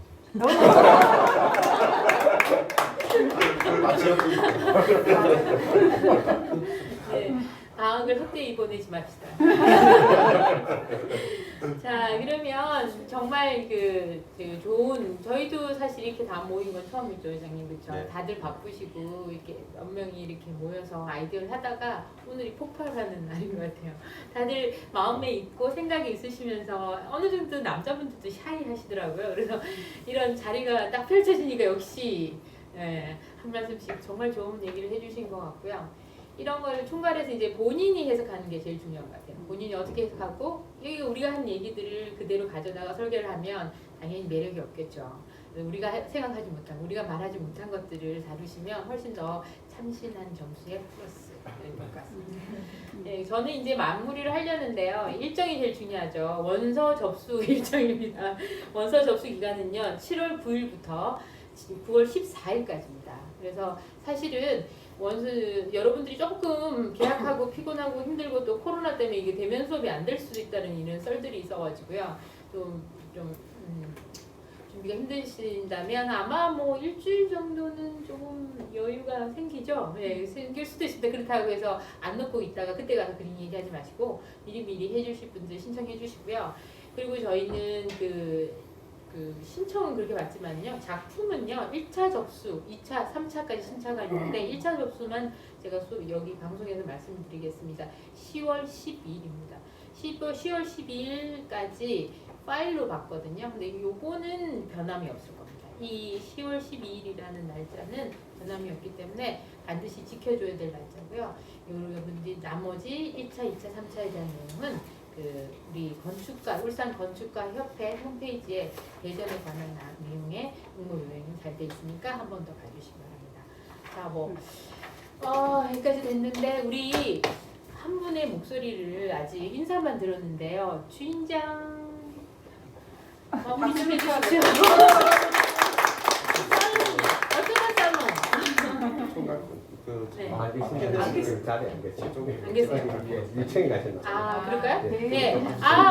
이거 혁신인데 우리 회장님의 또 새로운 아이디어. 이 상상력 풍부한 회장님께서 패널의 종이를 없애버리셨습니다. 그래서 여러분들 출력해서 가져오던 그 힘든 그게 2차 심사죠. 2차 심사에서 여러분들은 파일하고 동영상, 자신의 작품에 대한 동영상 촬영을 해가지고요. 제출하시면 저희가 대형 모니터를 준비하고 있을 겁니다. 이 대형 모니터에서 동영상으로 실시간 보여드리고 이렇게 그리고 자기 얼굴 내면서 이렇게 설명해도 되나요? 네. 내 작품 어떻습니다. 이렇게 PR 되잖아요. 어떤 방법으로든 잘 설명하시면 좋을 것 같습니다. 그래서 종이 없는 건축대전을 최초로 실현해 주신 회장님께 한 번 더 박수. 모형이 있습니다. 모형까지 안 하면 모형은 네. 필수입니다. 네, 변함없습니다. 혹시 뭐 주인장이 안 계시면 주인장의 그 종업원 있죠? 이 자리가 정말 이렇게 좋은 자리를 해주신 이 건축가분의 말씀 하나로 우리 오늘 장소성에 대한 얘기 한번 더 하고 마무리하도록 하겠습니다. 좋은 얘기 부탁드리겠습니다. 네. 다시 이제 유리하는 건축가에서 저희 주인장의 종업원으로서 이제 하겠습니다. 이 장소 어딘지 네, 여기 장소는 이제 어쩌다 살롱입니다. 사실 저 위에 저희 집이 있는데 저희 가족들 집인데 어쩌다 이웃이라는 타이틀로 울산에서 이제 이렇게 자리 잡았고요. 그리고 대외적으로 이제 어쩌다 이웃이 이제 조금 나와 있지만 어쩌다 살롱은 여기가 이 동네의 경로당 같은 사랑방의 역할을 하고 있습니다. 그래서 여기 작은 마을에서 어떤 마을 학교라든지 아니면 공동체의 어떤 회의라든지 혹은 소규모의 모임 아니면 이런 친목단체의 모임 그리고 오늘 같은 이런 오픈 논쟁, 토크로 이런 것들을 열 수 있는 오픈 스튜디오 같은 그런 공간을 세워가는 공간입니다. 가끔은 공부도 하고 공부한 후에 책거리로 와인과 고기도 먹고 하는 그런 다양한 삶이 소소한 일상다반사의 삶을 담글 수 있는 사랑방, 즉 살롱입니다. 어쩌다 살롱입니다. 많이 찾아와 주시면 언제든지 커피는 열려 있습니다. 네, 감사합니다. 네.